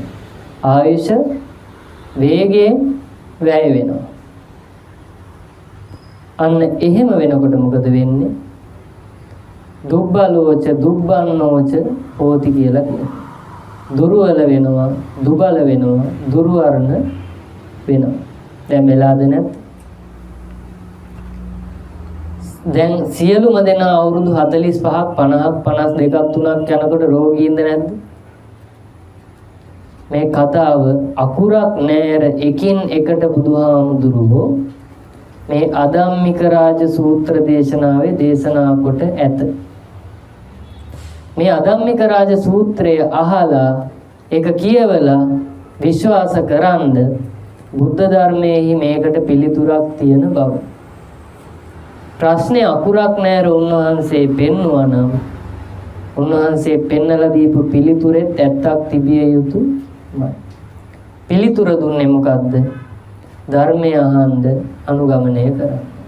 ඒක තමයි ඒ සූත්‍රයේ දීපු එකම පිළිතුර. නිගම ජනපදාපි අදම්මිකෝ හෝති තත්ත්වේ මිදිලා නිගම ජනපදාපි ධම්මිකෝ හෝති වෙන්නේ කියලා කිව්වා. ගම් දනව් පිටින් ධාර්මික වෙන්නේ කියලා කිව්වා. එතකොට අර ප්‍රශ්නේ ආපහු වෙනස් වෙනවා. යහ තත්ත්වයට එනවා. දැන් මේ යන රැල්ලටත් ඔබ සියලු දෙනාටත් තේරෙයි. දැන් ඔබට පහසුවක් මේ දේශනාව අහපු අයටත් නාහපු අයටත් කවදා හෝ ළඟදිම තේරෙනවා. හොයන සිත තියෙන්නේ එක එක්කෙනාගේ හිතට අදාළව බව. අන්න එදාට තමයි මේ ධහම ප්‍රබෝධමත් වෙන දවස. මම අවසන් කරනවා දේශනාව අවසාන වශයෙන් මේ යන ක්‍රියාවලිය ධහමෙම සිද්ධ වෙන දෙයක්. මේකට නම දැම්මා බුදුහාමුදුරුවෝ මිච්ඡා සංකප්පෝ විනාශී හෝති. මිච්ඡා සංකප්ප විනාශය. අපි සිංහලෙන් කිව්වොත් කල්ප විනාශය. මෙන්න මේ කල්ප විනාශය කල්ප කිව්වේ මිනිස්සුන්ගේ ආකල්ප, පරිකල්ප, උපකල්ප, මනක්කල්ප, සංකල්ප. මිනිස්සු හිතන විදිහ, මනෝමය චිත්‍ර හදන විදිහ. මේවා දැන් අපිට වෙනස් කරන්න කාලයක් ඇවිත් ඇත. වෙනස් කරන්න කෝණයක් උදා වී ඇත. වෙනස් කරන කාලය මේ කාලය, වෙනස් කරන කෝණය සිරිසත් ධර්ම. දැන් ඔබට ධර්මවාදීන් පහළ වෙලා ඇති. ඔබ හොයාගන්න හොයාගෙන ධර්මය අහන්න. ඇහුවොත් ඔබට පුළුවන් ඔබේ මනස පිරිසුදු කරගන්න. ඔබේ මනස පිරිසුදු කරගන්න එකට තමයි නිවන් දැකීම කියලා කිව්වේ. ඔබ මවාගෙන හිටපු චිත්‍රය තමයි පින් කියලා කොයින් එකක් තියෙනවා, කාසියක් තියෙනවා, පින් නැමැති කාසිය. මේ කාසිය අපි වාජනයකට පුරවනවා, කොහේ හරි තියෙන වාජනයකට. ඒ වාජනයට පුරවලා ඒක දරන්න බැරි වෙලා පිපිරෙන කොටයි නිවන් දකින්නේ කියලා තමයි අපි හිතාගන්නේ. පින් පුරවලා දරන්න බැරි තැන පින් වැඩි වුණොත් තමයි නිවන් දකින්නේ. ඒක ඊටාම දුර්වල මානසිකත්වයක් තියෙන කිසිම හරයක් නැති සම්ප්‍රදායික මතයක් පමණයි. පින් හොයලා නිවන් දකින්න බෑ. පව් හොයලා නිවන් දකින්නත් බෑ. නිවන් දකින්නවා කියන්නේ මොකක්වත් හොයනවා, හම්බ කරනවා, එකතු කරනවා නෙවෙයි. නිවන් දකින්නවා කිව්වේ තමන්ගේ මනස, තමන්ගේ හිත බැලන්ස් වෙනවා, සමබර වෙනවා. න කම්පති න චලති කියලා දහම කිව්වා. කම්පනයක් නැහැ, චලනයක් නැහැ. අපි තරාදියක් උපමා කරමුකෝ. වමට බරක් නැහැ, දකුණට බරක් නැහැ. වමට බරක් නැත්තම්, දකුණට බරක් නැත්තම් මොකද වෙන්නේ? උඩ යන්න දෙයක්වත් නැහැ, පල්ලෙහාට වැටෙන දෙයක්වත් නැහැ. න කම්පති න චලති. මේකයි බුදුදහම, මේක තමයි බුද්දිස්ට් බෞද්ධකම. වෙන මොනවත් නෙවෙයි.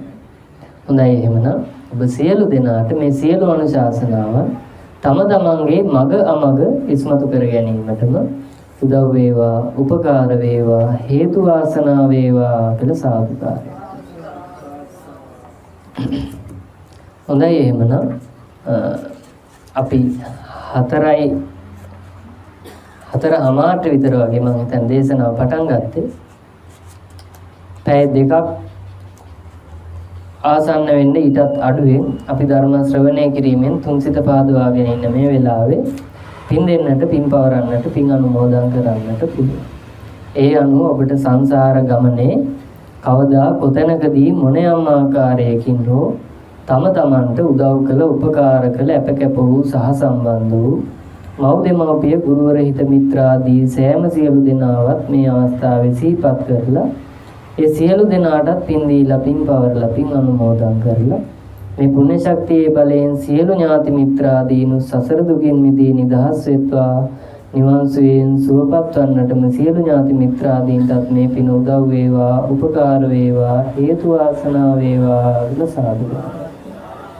ඒ වගේම වෙනත් අයගේ නමින් අන් අයරින් සංසාරගතව මේ පරිලෝකීය සියලු ඥාති මිත්‍රාදීනුත් මේ අවස්ථාවේ සිහිපත් කරලා ඒ සියලු ඥාති මිත්‍රාදීන්ටත් මේ පුණ්‍ය ශක්තිය අනුමෝදන් කරමි, අනුමෝදන් වෙත්වා. මේ පුණ්‍ය ශක්තියේ බලයෙන් ඒ සියලු දෙනාටත් සසර දුකින් මිදී නිදහස් වීමට, නිවන් සුවයෙන් සුවපත් වීමටම මේ පින උදව් වේවා, උපකාර වේවා, හේතු වාසනා වේවා කියලා සාදුකාරය. ඒ වගේම සියලුම දෙවි දේවතාවුන් වහන්සේලාටත් සියලු භූත ප්‍රේත පිසාචාදී අමනුෂ්‍ය කොට්ටාස, තිරිසන් අපාගත, සතර අපාගත සත්ව කොට්ටාස, අසඤ්ඤ තලවල ඉන්නා වූ අනන්ත අප්‍රමාණ සත්වයන්ටත් අනුකම්පාසිතක් ඇතුවම පින් දීලා, පින් පවරලා, පින් අනුමෝදන් කරලා මේ පුණ්‍ය ශක්තියේ බලයෙන් ඒ සියලු සත්වයෝ සසර දුකින් මිදී නිදහස් වෙත්වා, නිවන් සුවයෙන් සුවපත් වන්නටම සියලු සත්වයන්ටත් මේ පින උදව් වේවා, උපකාර වේවා, හේතු වාසනා වේවා කියලා සාදුකාරය. ඒ වගේම විශේෂයෙන් අද මේ ධර්ම දේශනාව පවත්වන්නට මූලික වෙන්නේ හේයන්තුඩුව මාබිම බියගම පාර අංක 359 දරණ නිවසේහි පදිංචි හේම කුමාර ගුණසේකර මහතා හා එම දූ දරුවන් ඇතුළු පවුලේ සියලු දෙනා නෑදෑ හිත මිත්‍රාදී අසල්වාසීන් විසින් එකතු වෙලා මීට වසරකට පෙර මිය පරලෝකීය බාලසූරියගේ දර්ශනී දීපිකා පෙරේරා මහත්මිය බිරිඳ ඇතුළු එවැගේම චිත්‍රා රූපසිංහ මහත්මිය, YDB ගුණසේකර මහතා, හිව් පෙරේරා මහතා, ඉන්ද්‍රාණි විජේසිංහ මහත්මිය ඇතුළු සංසාරගත සියලු ඥාති මිත්‍රාදීන් මේ අවස්ථාවේ සිහිපත් කරලා ඒ සියලු ඥාති මිත්‍රාදීන්ටත් කැපකොට පින් අනුමෝදන් කරමු, අනුමෝදන් වෙත්වා කියන පිරිසුදු චේතනාවෙන් සාදුකාරය. හොඳයි ඔබ සියලුම දෙනාට ධම්ම අනුධම්ම පටිපදාවේ හැසිරී චතුරාර්ය සත්‍ය ධර්ම අවබෝධ කරගන්නටම මේ සියලු අනුශාසනාවන් උදව් වේවා, උපකාර වේවා, හේතු වාසනා වේවා. හොඳයි පින් අනුමෝදන් කරන්නට මේ ගාථාව. ඊතාවතාච අම්මේහි සම්බදම් පුඤ්ඤ සම්පදා සබ්බේ දේවානුමෝදන්තු සබ්බ සම්පත්ති සිද්ධියා. ඊතාවතාච අම්මේහි සම්බදම් පුඤ්ඤ සම්පදා සබ්බේ භූතා අනුමෝදන්තු සබ්බ සම්පත්ති සිද්ධියා. ඊතාවතාච අම්මේහි සම්බදම් පුඤ්ඤ සම්පදා සබ්බේ සත්තානුමෝදන්තු සබ්බ සම්පත්ති සිද්ධියා. ඉදං මේ ඥාතීනං හෝතු සුඛිතා වന്തു ඥාතයෝ. ඉදං මේ ඥාතීනං හෝතු සුඛිතා වന്തു ඥාතයෝ. ඉදං වෝ ඥාතීනං හෝතු සුඛිතා වന്തു ඥාතයෝ. මිනා පුඤ්ඤ කම්මේන මාමේ බාල සමාගමු සතං සමාගමෝ හෝතු යාව නිබ්බානපත්තිය. හොඳයි ඔබ සියලුම දෙනාටත් මේ සියලු දහම් කරුණු තම තමන්ගේ මගම විස්මතු කර ගන්නටම උදව් වේවා, උපකාර වේවා, හේතු වාසනා වේවා කියලා අදිස්ථාන කරනවා.